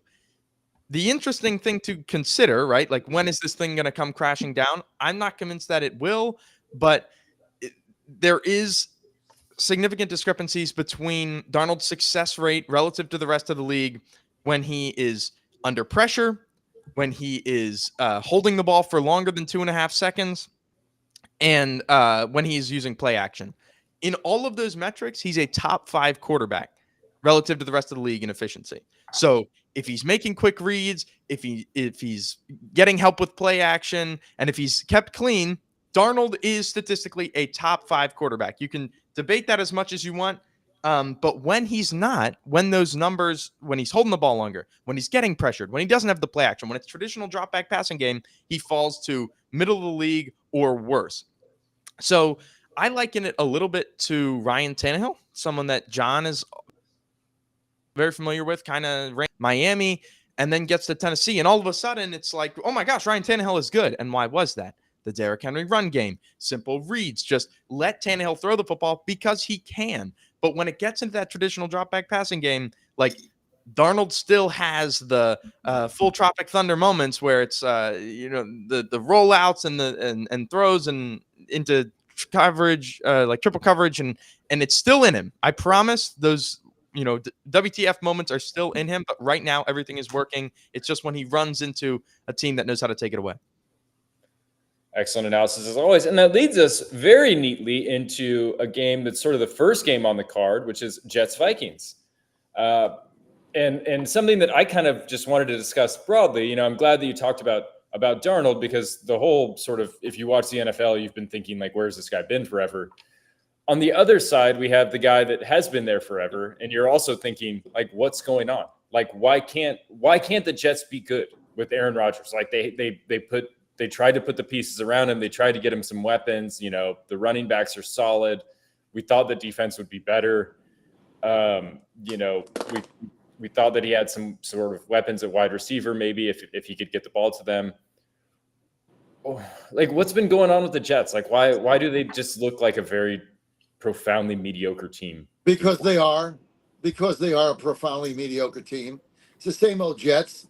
I mean, everybody thought this defense, okay, there's this great defense. He had no quarterback, right? All of a sudden, their defense is pedestrian now. And I mean, I like what Aaron Rodgers is doing. First of all, the Jets should have Tennessee should have beaten them in that game. Levis handed them the game just like he hands his whole team's games. So they should have lost that game. I mean, now they're going to Minnesota. Minnesota's -2.5. This is a gift. I mean, the Jets aren't that good. This is a gift. This Minnesota team's 4-0. They're 4-0 for a reason. They're beating good teams, and they're beating them handily. They're scoring. They're playing defense. I mean, at some point as a Jets fan, you just got to come to grips with the fact your team's not very good. You're not what they thought. Remember Dennis Green? We are who they thought they were. The Jets are not who we thought they were. They're the exact opposite. It's like Dennis Green inverted. They're not who we thought they are. I love Vikings here -2.5. I just can't quit the Jets. I mean, I just don't. This just doesn't feel like it's stubborn. Don't be stubborn. Aaron Rodgers does this sometimes, where it's like, I mean, we all remember like when he just spelled out, like, everyone relax, and then he just rips off like whatever he was with the Packers. This is a but Jets. they would look like a mediocre team too, and then he just sort of figures it out as he goes along. Is there a chance that he sort of figures out this offense and these weird miscommunications they had last week get figured out? I mean, last week's game was pathetic. I mean, come on. You're at home and you're a 9-point favorite. You get beat at home in the rain by a team with no wins. I mean, you gotta be kidding me. You have got to be kidding me. I mean, and I remember watching one of the NFL shows and they're like, oh, I'm going to lay the 8.5 with the Aaron Rodgers at home. I'm thinking to myself, I'm going to lay 8.5 on this team against anybody ever. So, you know what? I don't see it. Rabid Jets fan John Fredericks coming in hot with the takes and stealing the airtime. Peter, did you want to talk? Just that, I mean, remember when it was a death sentence to blitz Aaron Rodgers? No one would do it, right? I mean, kind of the Mahomes treatment. The Broncos blitzed him more than anyone in the league last week. And they got him. And so this is kind of what I talked about a few weeks ago on here, was this lack of sidekick production right now for the Wilson. We know is awesome, but no one else is able to perform even when Rodgers hits them. Like, I didn't look at Rodgers and say, oh, he's not hitting anyone. He's this weird character where if he doesn't trust you, set aside however physically gifted you are, you won't see the football. And there were so many plays where I looked up and he's trying to hit a fade stop or a back shoulder ball, and he's just not on the same page with Xavier Gibson. I mean, Xavier Gibson's out there running routes for them right now. And so if you're a Jets fan and okay, we just got exposed by the blitz, and now we're going up against arguably the most difficult scheme to figure out, a very blitz-heavy scheme, Brian Flores, you should be worried. You should be scared. Rodgers is getting the ball out of his hands the fastest that he has since 2016, and is not like, his numbers aren't great efficiency-wise. But again, I don't think that's on Rodgers. I don't think he's inaccurate. I think, because these efficiency metrics don't take into account what the receiver does with the ball necessarily, or if you totally put it on the quarterback, it doesn't account that, if Rodgers hits him in stride and he just doesn't make one play or miss, it's like, what do you want Rodgers to do? I don't know. So it is scary. And on top of this, it's in London. And the whole argument with the Jets is personnel wise, they should be good. That's the weird crux of this team. But everything else, historically, like, you're talking about arguably the best coach team with Kevin O'Connell and Brian Flores, and the Jets, which just at every turn seem to do the wrong things from an administrative standpoint, going to London, which has foiled good teams in the past. It's another level that really makes me nervous. Jack, get in Best here and bet. give I us love, your thoughts. Best yeah, bet, Jets. I love the idea that so Peter's given us the ethical quarterback, and now the Jets administrative state, which is pretty incredible. They are pretty awful from an administrative side, so I could see why traveling to London might be a disaster for New York. Aaron Rodgers is like a spouse in a relationship, wife or husband, who cheats on the other one, and then is like when he gets caught is like, oh, well, we need to communicate better. That's the problem. Right. Like, Yeah. that's always his issue. Anytime things go bad, he's like, well, they don't understand my cadence. It's like, just figure it out. Like, you're an NFL quarterback getting paid hundreds of millions of dollars. Like, I understand that sometimes your receivers are playing catch up, but if your receivers can't understand all of your amazing, like, cadences and play calling and play design and audibles, maybe you need to chill out a little bit. And now you have your buddy Nathaniel Hackett, who's supposed to be helping you with this, and we all know he sucks. So it's so annoying to listen to him constantly do this, regardless of the context of just like, it's my receivers. It's the fact that we need more time. How much time do you need? You're supposed to practice with them before the games. Like, what are you doing in practice to help these guys understand your extremely complicated, beautiful mind offensive strategy? Just make it a little bit simpler. There's always been like this argument with Aaron Rodgers, right? He's been in the league for almost 20 years at this point. He should be able to help young receivers come along, and yet he still seems like he struggles with that particular aspect of his game. And he's always had that sort of attitude of like, just figure it out, like do your job. And it doesn't always play well, it seems like. Yeah, and it totally limits what the team can do. He's limiting himself by doing that, because when you're rolling out old Randall Cobb just because he knows what to do, it doesn't matter. He can't play anymore. He needs to find a way to bring up these young players. And if I'm Joe Douglas and the Jets, I'm giving up a first-round pick to go get Devontae Adams because they need someone else. I think you talk about, the passing game opens up off the run game. The Jets need to open up the run game off of the pass game. And right now the passing game is horrible. And it's just because Rodgers doesn't trust his guys. And the run game's been horrible too. You know what we all missed here? Or I'm going to say, I'm not going to speak for you. I'm not going to indict the panel. I'm going to indict myself. Here's what I missed on the Jets and Rodgers. What I missed is he was with the Packers. He came up with the Packers. He ran the offense, basically. He ran the offense. Even when McCarthy was there, it didn't matter. He ran the offense. He wouldn't let rookies in the huddle. He had all that going on. I mean, you had to run his plays. You'd be at dinner. He'd start calling things out. If you were a younger player, you had to have the answer. Remember, he said, if you're a rookie, you have to earn your way in my huddle. Well, he goes to a new team. The Jets didn't have that culture. So you're bringing a whole different culture. And I didn't analyze this. I didn't see that. I missed that when I thought the Jets would be a lot better. And I think that's one of the issues. He's got to change the entire offensive culture there and how these players react. And you can't do it in the first season. He was sitting on the bench. You just can't do it. And that's why I've lost all confidence here. It might take him a year, but I'm with Peter. You got to get Devontae Adams to have any chance of making the playoffs. So just to jump in really quick here on Peter's point, and then Nate, I know you want to move on to some of these other games. The blitzing might be a problem in London. Brian Flores blitzes quite a bit. They're a pretty aggressive defense in Minnesota. So I think if Brian Flores is looking at Denver and looking at that game and thinking, hey, let's blitz a bunch, it might be a long day for Aaron Rodgers, especially with the way that your body does have to adjust to London and the time period and all sorts of different things. And the weather up there is different. So I would imagine right now it's pretty cold in London, although I could be wrong. So I think we're going to see a lot of blitzing. And that doesn't spell success for Rodgers and his team right now. The positive spin on that is just that the Jets got a lot of reps against the blitz last week.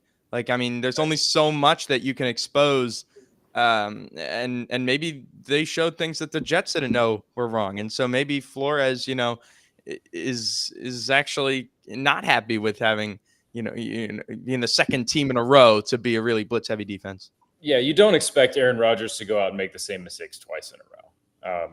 You expect him to go into the film room and figure out how to make it better.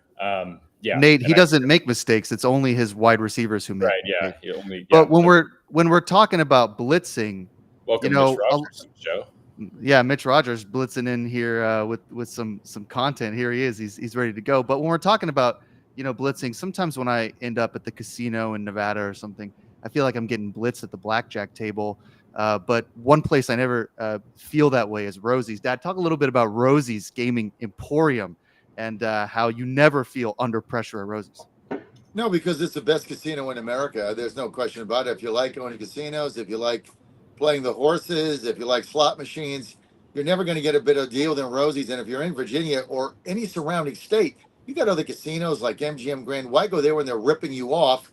When you go to Rosie and get bigger payouts and bigger jackpots. This is like they're giving you money because they have the lowest takeout. This is really important to think. You go to cross the line to Maryland, right? You put $1 in that slot machine.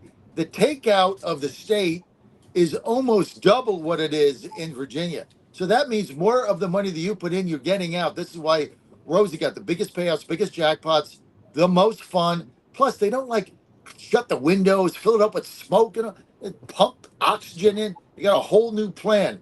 Have fun, win money. That's the whole thing. You go upstairs, you got all the OTB, you got the sports betting upstairs. Everything is there. You're gonna have so much fun. They're all over Virginia. They're in Vinton by Roanoke. They're in Collinswood by Danville. They're in Emporia. Imagine being there. So if you're in North Carolina, zip 95, come right up. Can't gamble in North Carolina, go right up 95, get off at Emporia, boom, you're there. Take a right, take a left, you're there. That's all you got to do. Dumfries, Northern Virginia, whole bit, right? Hampton, by Virginia Beach, they got that located. Of course, my favorite is Colonial Downs in New Kent, then Richmond, right by our studio. You got all these Rosie locations. Win money, have fun. It's great. All you got to do is go to rosiegaming.com, rosiesgaming.com. And plus, if you're a new player, you're going to spin the wheel, you can get up to $200. That's fun. First time I went there, I got $25. Not bad, and got 50, right? The first time we met, long time ago. You got to get a Rosie's card because you got all kinds of rewards. Just go to rosiesgaming.com. Do it now. Have fun. Win money. Biggest jackpots, biggest payouts, lowest take by the state. Thank you, General. Oh, by the way, Republicans did that. Just saying, Republicans did it. Thank you. Wonderful. Okay. This is just our little social media bump that we got to do because we were trying to grow our socials still. So if you like listening to the show and you want to hear some of our picks on social media, please hop on and follow us at Godzilla Wins Big. Follow us on X, Instagram, Twitter, TikTok, YouTube. We're putting all of our picks up there after the show's over, so you can go back and just sort of check those out in an easy to digest format, hopefully a little quicker than our show. Hopefully you don't have to listen to 2 hours of TikToks from us. So it should be a little bit easier for those that just need a quick little fix and a quick little pick. We're just going to enter into, we had some topics here, but I think we're going to table them. I don't think that the NFC is going to change anytime soon. I wanted to talk a little bit about the NFC East being wide open, but I think we should just break down some games now because that's what we're here to do. That's what we've always done. And we're just going to start it off with a little AFC South. Indianapolis Colts 2-2, taking on the Jacksonville Jaguars 0-4.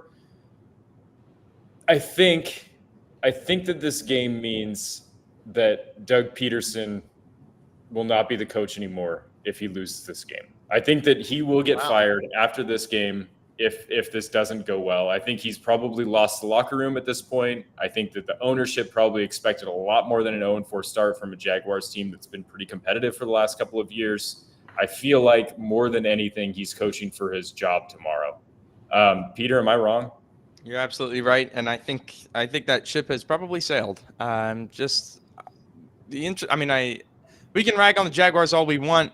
I think the Colts are a fascinating team where the Anthony Richardson experience is highs and lows, and they might be better with Joe Flacco. Flacco comes in, beats the Steelers. Take that, Mitch. And it was just like the offense is just cleaner with Joe Flacco. And so I think versus a Jaguars team that can't stop the run, it can't stop the pass, maybe, Flacco's not going to be able to get them on a deep playoff run, but it's a good enough roster to make the playoffs. And so I think he's a steadier, better bet for now. And I think the Jaguars, there's probably a conglomerate in that locker room that's saying, man, I wish Anthony Richardson were pick or something. Yeah, definitely. I mean, you don't get the highs of the upside with Joe Flacco that you get with Richardson, where he's just airing it out 50 yards down the field all the time. But you also don't get the low lows with the crazy turnovers and the interceptions that seem to be hugely problematic. What are other people thinking about just sort of as they handicap the Colts and Jaguars? I mean, the Colts are missing or are dealing with injuries from both Richardson, as Peter mentioned, and then also Jonathan Taylor, who is an important part of that offense, always has been production-wise. Jacksonville Also does one thing really well. injuries. Yeah, tons of defensive injuries. So one thing Jacksonville does really well is rush defense. They're like 10th in the league in rush defense. So without Taylor, you are going to expect that the Colts are going to have to pass a bunch. I'm not saying Flacco, if he plays, I believe he will. I'm not saying he can't throw the ball 35 times a game. I think sometimes let Flacco air it out even at his age. Maybe that'll work every once in a while. Not going to work long term, but it can work for one game. But it's going to be difficult for them without an ability to establish the run game. Also, get this, and this is a really, really weird stat that might mean nothing, but the Colts or the Jaguars historically since 2015 against the spread are 14-2-2 against Indianapolis against the spread since 2015. So I guess just based on that trend, I'm going to take Jacksonville minus the points just because the ATS is so strong there, dating back to 2015. Those trends are weird because 2015, that was 9 years ago. So it doesn't usually make sense to me from a roster standpoint to be talking about what happened in 2015, 16, and 17. But I like the trend, so I'm gonna historically just stick with that and go with Jacksonville -3. Was Mark Brunell the quarterback? In the AFC. Lord. Yeah, he may have been. He may have been, yeah. Oh, it was 95. Sorry, Mitch. You know what? This is the game that scares me because when you look at it, I would expect the Colts to be favored if I was doing my own lines. When you see Jacksonville favored by 3, it just makes me pause. And Vegas doesn't care about emotions or the history of the past. They only care about the recency, right? So, Jacksonville looked good last week against the Texans if it wasn't for a couple of, unforced errors, if you will. And the Colts, if they had anything go the other way, turnovers, ball bounce the other way, a call here or there, they lose to the Steelers too. So I think they're just looking at it from that standpoint, saying that maybe Indy was a little overvalued and let's drop him back. I do think they're better with Flacco, but when you have a week to prepare for Flacco, that's different. So my thing is. Oh, what is this? See, Pittsburgh excuse wheel going on? Not an excuse wheel. We mismanaged. You guys mismanaged the clock like you always do, right? No, I didn't bring up the Steelers. I just spit facts. But this is an emotional thing because you're pissed at the Colts. What? Come on, man! I look mad. When is your coach? Whoa, namaste! I am all about love. God is love. Can he go to clock management school?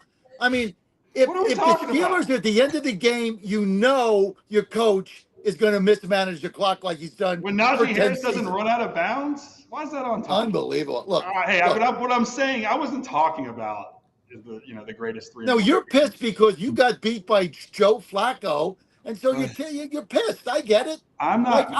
We're not the 72 Dolphins. We weren't going undefeated. We're going to lose every once in a while. Look, do I look pissed? I'm fine. I'm fine over here. I'd be pissed if I paid $300 million to a quarterback. And Jack. Look, I'll tell you the story in a minute when I have time about the airplane ride that Ann and I took last night from Dallas to Pittsburgh was the party plane of all time. I'll tell you that in a minute.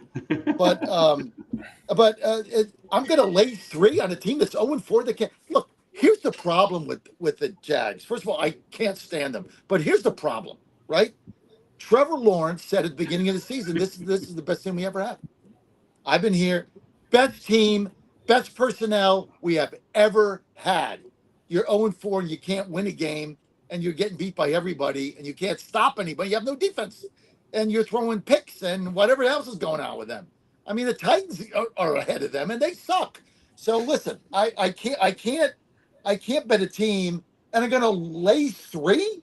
I'm with Peter and or Nate. I mean, Peterson is on. The guy's going to get fired if he gets beats this game. And, the thing about Flacco, he's not going to lose the game. And the Colts have a decent defense. They got a decent team. I'm taking a 3 here with the Colts. All right, that gets us to our next game. We got Cardinals Niners, and both of these teams have been hard to sort of make sense of. From one perspective, I mean, I sort of thought that Arizona might have something. They haven't shown me a ton. It's really hard to gauge the Niners just because of the injuries. I mean, Christian McCaffrey out, Hargrave's on IR, but Fred Warner had an ankle injury last week. He looks, to be hobbled. Obviously, having your linebacker, who's the highest rated player in PFF, in any way sort of hobbled, puts a huge impact on the defense. There's 7.5. But despite all of those injuries, the Niners are a 7.5-point favorite at home against the Cardinals. And I'm having a really hard time seeing a way that the Niners just totally just dismantle the Cardinals here. Am I crazy? I don't think you're crazy. I mean, there's familiarity that comes with a division game that typically does shrink, the spread a little bit. I am surprised to see that 7.5 as well. Cardinals have been disappointing.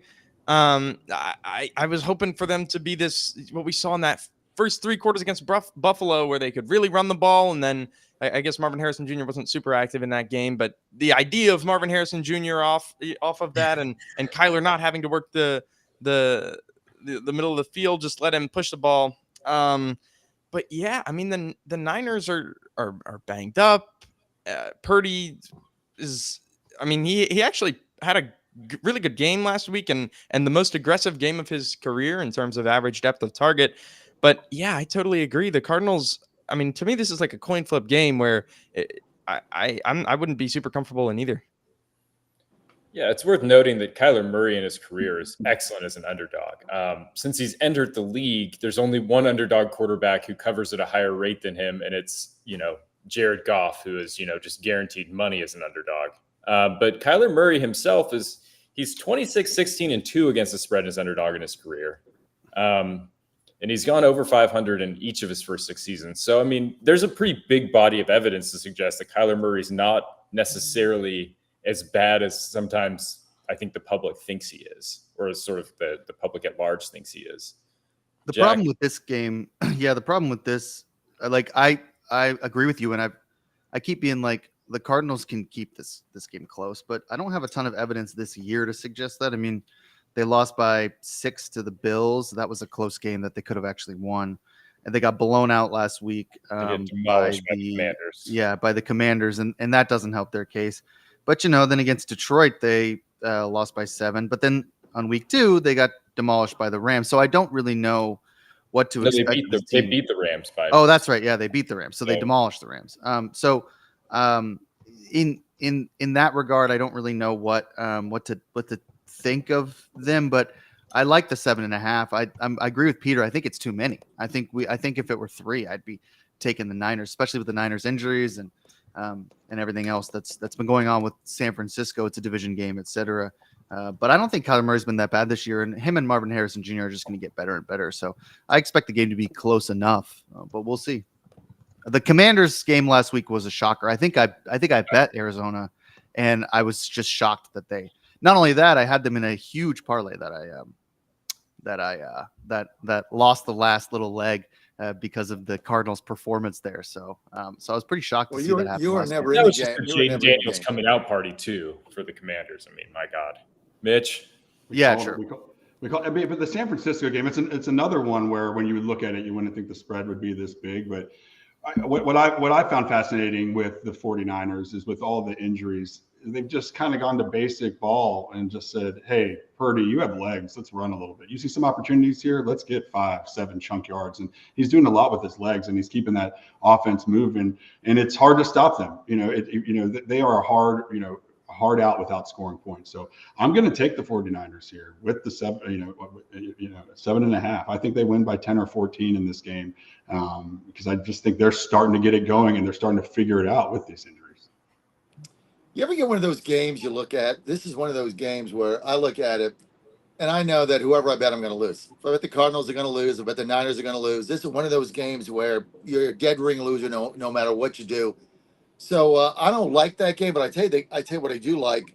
I like getting $200 in free bonus bets from DraftKings. I like that because all you got to do, you want to forget this Niners game. This is a trap game. You bet the Cardinals, you're going to lose. You bet the Niners, you're going to lay 7.5. They're going to win by 7. You're going to be up by 14 with 18 seconds to go. Murray's going to throw a 30-yard touchdown pass. You're not going to cover. This is what's going to happen in this game.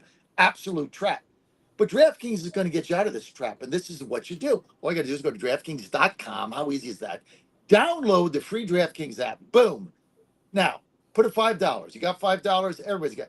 Mitch has got $5. My son's got $5. Nate's got $5. Peter, we can't talk about. He's 19, so we can't do it. But if he could, he would. $5, right? It's like a cup of coffee at Krispy Kreme, if they even have those anymore. $5, you put in $5. Boom, you get $200 in free bets instantly. Instant? No, you don't have to win, lose. You get $200 in free bets instantly. Good for a week, 168 hours. So you get $200. You can bet whatever you want. You can go to GodzillaWins.com, go to Daily Picks, fade me, win a ton of money because right now I'm cold as ice. So all you got to do, right? You're good to go. $200 are giving it to you.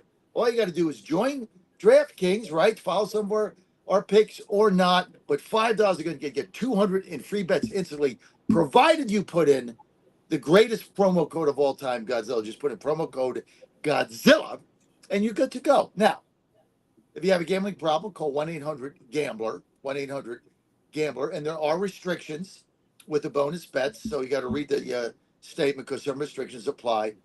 $5, promo code Godzilla, get you $200 in bonus bets instantly at DraftKings. All right, that gets us to a next game. This game is actually one that I sort of have some feelings about. I feel like the Packers are a little undervalued here. The Packers are going to Los Angeles to take on the Rams. They're a 3-point favorite against the LA Rams. The Packers sort of returned Jordan Love to action last week against the Minnesota Vikings, who obviously are undefeated. We've talked about. They got down 28-0, and then Jordan Love sort of knocked the rust off and led them on a hell of a charge back. And they looked like if the game had been maybe 5 or 10 minutes longer, they may have been able to pull out a win and beat the Vikings. They just dug a little bit too deep of a hole, but man, they looked good for a lot of the second half. Are the Packers back and we just saw a little bit of rust get knocked off? We can sort of wipe off that Minnesota thing and think that, the Packers are still sort of the good team that we expected, right? Sort of moving forward into this week. I guess, Peter, I saw you nodding a little bit. Yeah. The Packers are a good football team. And I think you are right. It was Love knocking the rust off. He was too aggressive in that game. Was the biggest thing. He wanted to come back and just stick it to the Vikings. He's, show that it's not just a totally quarterback friendly scheme. They can't put anyone in there. Probably a little bit jealous of Malik Willis' success. But he comes in and yeah, it was errant throws. It was the crazy third deepest depth of target in the last week. And as we know that does not correlate to wins. This year, you got to play the ball short. You got to take what the defense gives you.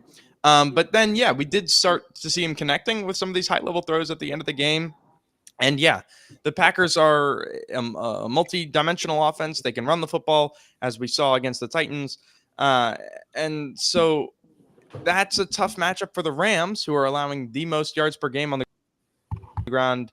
But gosh, the Sean McVay effect makes me hate to to bet them, only because I think the Rams are a lower third football team pretty clearly as far as personnel.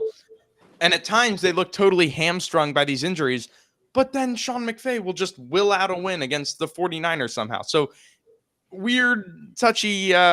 It's hard to bet against McVay, but yeah, I think this is a game where the Packers kind of reestablish themselves as one of the premier teams in the NFC. Jack?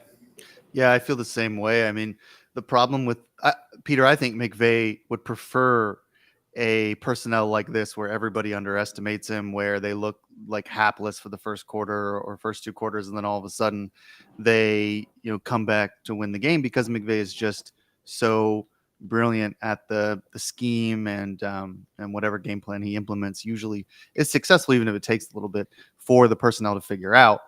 So it's you get nervous picking against the Rams, but I love the Packers here. It's a short spread. It's like 3, I think.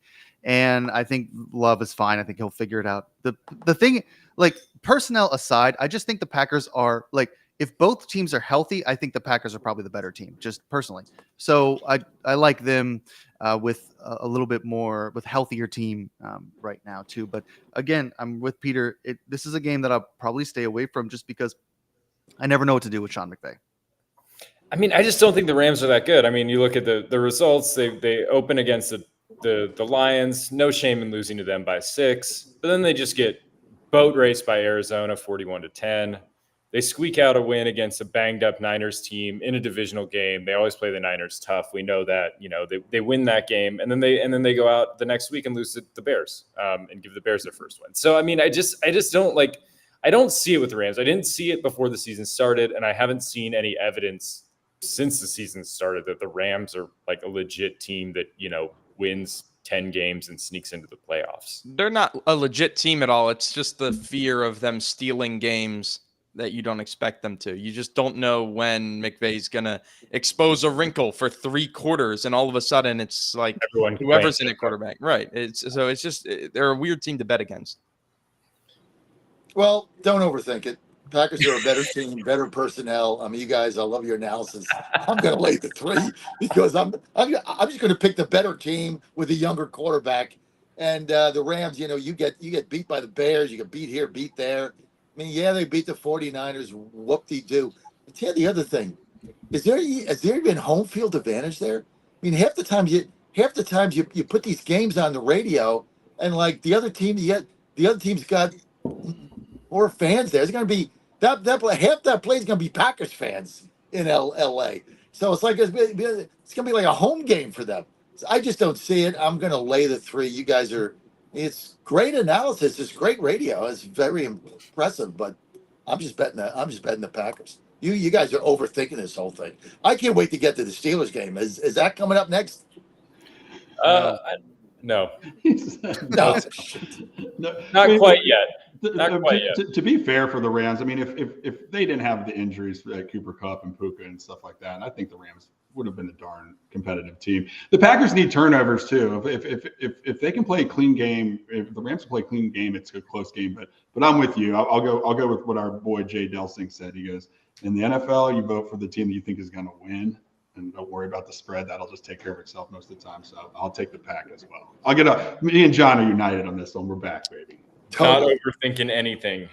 John Fredericks, we should make a bumper sticker. Well, I don't know. I tend never to overthink. Even when you guys announce the people for the show, there's like a long list of just like doctorates and like holes in ones and stuff. And then it's like, here's Mitch. Here's Mitch joining the show. I don't have anything behind, I don't have a million. Yeah, no TikTok followers. Just there's no overthinking here. Just like a really good guy. All right. We got the Bills coming up.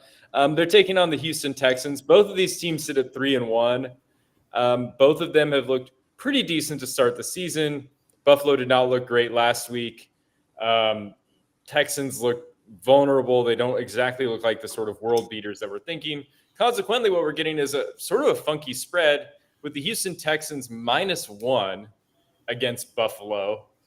I don't know what to make of this. I know that Peter probably has a lot of thoughts about Buffalo after last week, and what their weaknesses are. But are those weaknesses that the Ravens were able to exploit something that the Texans can exploit? It's a good question. So what the Ravens did really well was put pressure on Josh Allen and did so outperforming scheme. And what I mean by that is they pressured Josh Allen on 44% of dropbacks, but blitzed at a much lower clip. So they were winning with 4-man rushes, essentially. And the Texans have that capacity. I mean, Daniil Hunter is a really good player. The D-line is a good unit, relative to the rest of the team.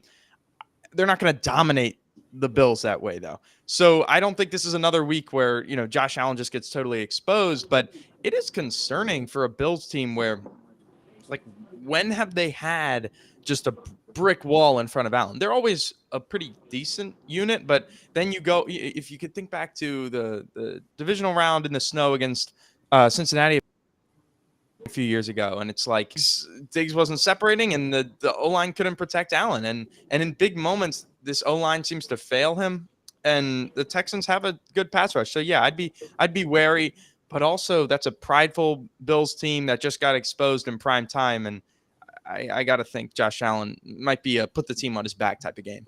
I'm pretty high on the Bills here myself. I mean, I'm just not high on the Texans until I see them trust CJ Stroud. They did a lot to try and cover him last year when he was a rookie. They ran the ball maybe a little bit too much and put him in too many obvious passing situations. I thought that his sophomore sort of season, they would maybe entrust CJ Stroud to throw the ball a little bit more in sort of not obvious situations and sort of entrust him to throw it on early downs. And they still haven't done that. Their offense still looks too predictable in some ways to me. Teams know whether it's going to be a run or a pass. So I'm just not buying in on the Texans yet, but I'm probably wrong. Look, anyone have some thoughts? I love the Bills in this game. Yeah. Look, Nate, great analysis. Go ahead and just cancel out my bet now. No, it's great. Well, yeah. I mean, you can fade me because I'm just cold as ice right now. But I'm gonna get hot. NHL starting Wednesday night. I'm going to the Pittsburgh Pens game. But look, your analysis is spot on. I mean, what are the Texans? No one knows. Maybe they go out and win this game, but the Bills got embarrassed on Monday night. They got embarrassed. I mean, I turned the game off in the second quarter. I went to bed. I bet the Bills. I'm like, okay, L, go to bed. Get up. Tomorrow's another day. That game was over in the second quarter. They got embarrassed on I guess it was a Monday night or so, Sunday night, and everybody was looking forward to the game. This wasn't a game like, was it Sunday night, right? This wasn't a game like Titans Dolphins where like why is this game on TV? This is a game that people look forward to. I look forward to it. I slept in Sunday, took a nap so that I could be sure to stay for the game. Because Ann and I thought, boy, this is going to be a great game. And you turn it off in the second quarter, I went to bed. I don't see that happening. The Bills are better than that. They're going to make the defensive adjustments they need to make. I don't see them getting beat too straight. I love the Bills. And I'm getting one. I'll take it. Mitch? Yeah, it's just the NFL is so fickle and so weird. 2 weeks ago, Buffalo was world beaters, as the best team in the NFL, and then they lose to the team now that everybody is maybe calling the best team in the NFL, and the Ravens. Yeah, Peter, I know. So in 1 week, we go to now they're going to be underdogs against the Texans team. It doesn't make sense. Again, Jay Delsing principle here. Whatever team I think is going to win, and I think it's Buffalo hands down. I'm going to go with that. Have that 1.2. Or does Vegas just think Khalil Shakir is no, Mitch is just smart. You're very smart, Mitch. I mean, it's not just Khalil Shakir that's injured for the Bills, though, and that is a good point. That Buffalo does have a lot of injuries. They have injuries at defensive tackle, they have injuries at safety. Those are all ruled out. Sure. They have 2 defensive tackles. One's out. One still hasn't practiced. They got injuries on offensive line, defensive back, linebacker. They're banged up everywhere. It's not just Khalil Shakir. That's why that line's like that. And that's why the line has been sort of funky. In a way, it's nobody that's like, you look at and think like they have no chance without this person. But I think the aggregate of sort of injuries has sort of weakened some confidence in the Bills. Yeah. All right, let's keep going here. We're a little bit behind schedule. Just want to remind everyone to check out our socials. We are on Godzilla Wins Big on X, Twitter, TikTok, Instagram, YouTube. Please come check us out. Please give us a follow. Makes a big difference for us on our socials. We're going to be doing our best bets segment that we're going to be posting on there for all of our best bets over the weekend as soon as this show ends. So be sure and keep on the lookout for that. All right. Teams that are near and dear to our heart coming up here. This is just the Homer segment for a second. We got Ravens, Bengals. It's, divisional matchup. It's one of those ones that we've become accustomed to. The records are weird to say out loud. Baltimore's 2-2 coming into this game. Cincinnati's 1-3. Cincinnati's a very slight underdog. They're plus 2.5. So still not a lot of people buying into Baltimore quite yet. I have to let Peter sort of lead the way on this discussion. Anything Ravens, he has to sort of take the lead. I know he's probably scouted this game already. He knows the Bengals well. Why is Baltimore such a short favorite after just absolutely dismantling Buffalo last week? I think it's kind of a question of who needs it more. And the Ravens are kind of fat and happy right now, coming off a massive win at home. And the Bengals are still scratching and clawing to, come back from their yearly start of the season slump. Schematics wise, personnel wise, the Ravens really should win. Just as far as the Bengals are one of the worst run defenses in the league, and everyone saw Derrick Henry. No one should be able to stop that guy. The weird thing about this year for the Bengals is Joe Burrow is playing really well, and yet they're 1-3.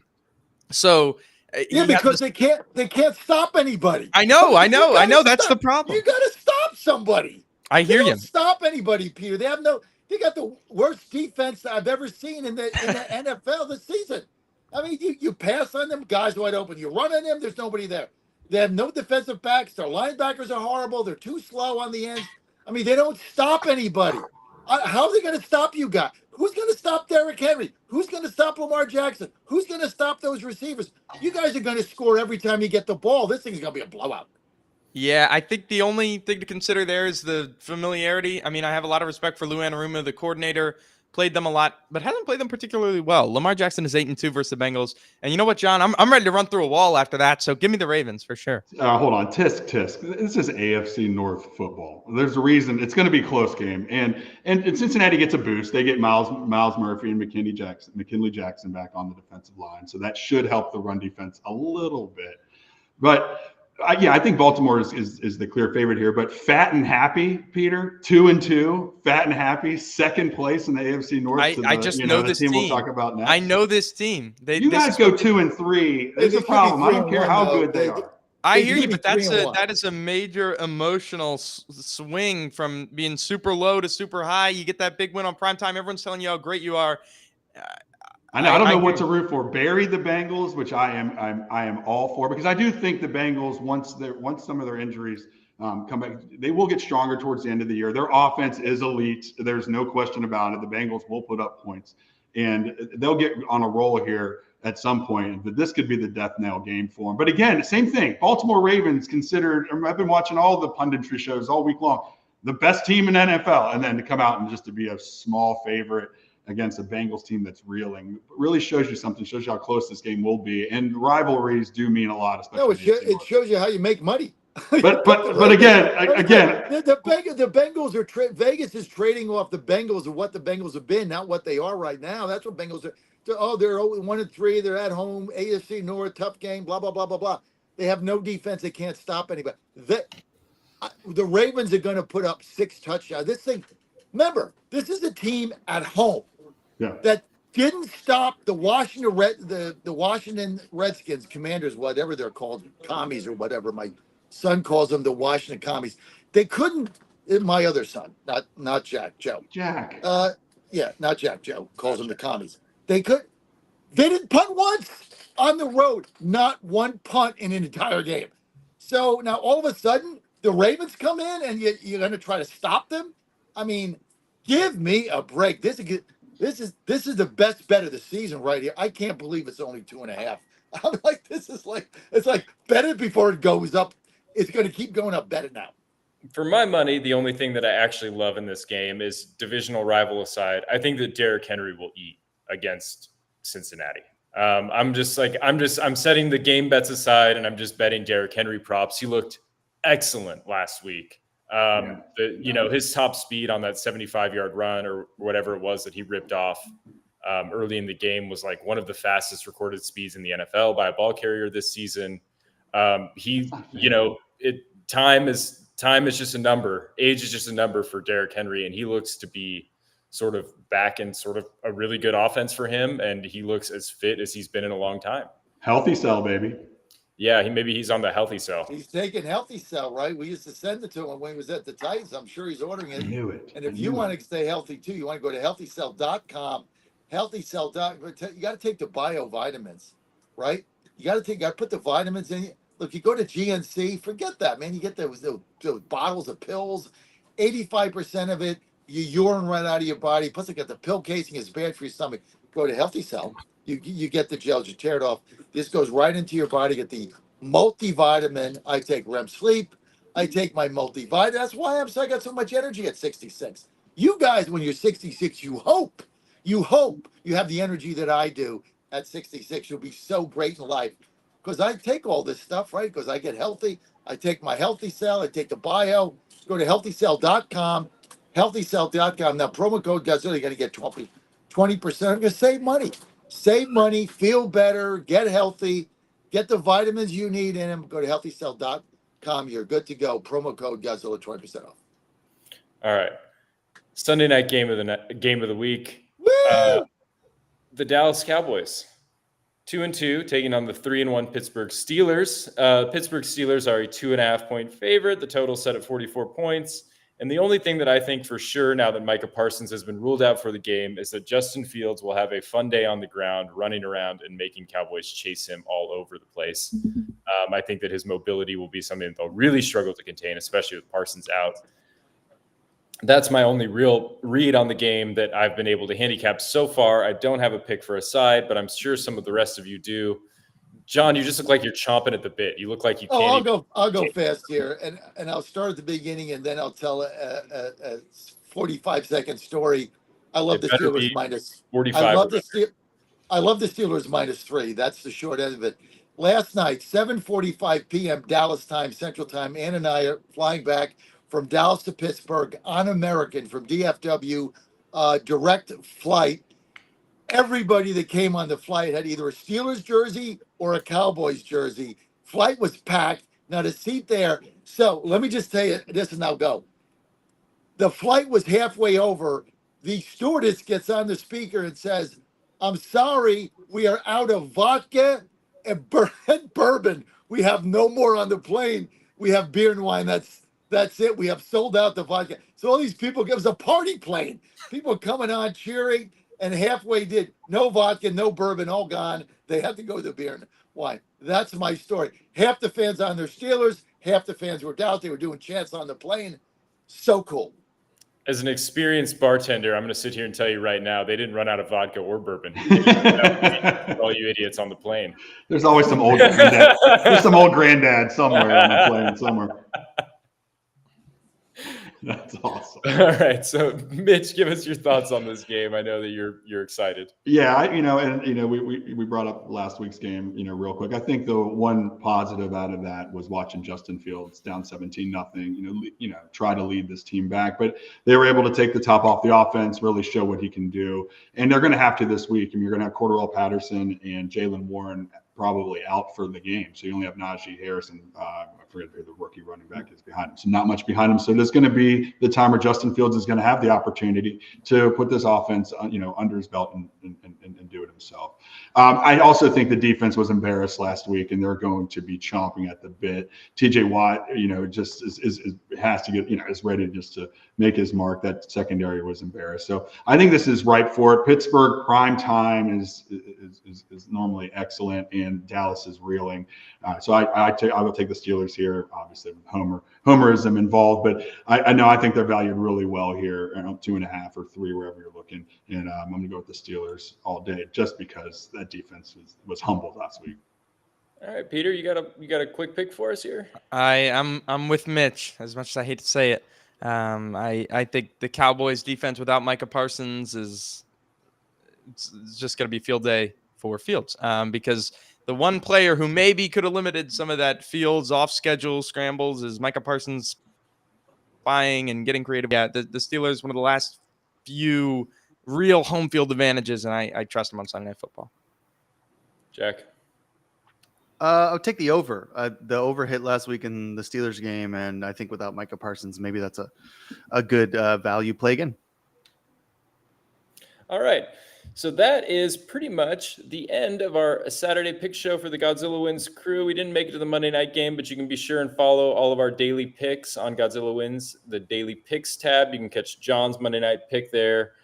But we have to go. And up next, you'll be catching Golf with Jay Delsing. Jay Delsing, usually a member of the show, but he wasn't here today, but he will be on coming up next. Go ahead and give us a follow on all those social media. Godzilla Wins Big at Instagram, TikTok, YouTube, all of that, X, and we will see you next week. Our best bets coming up on social.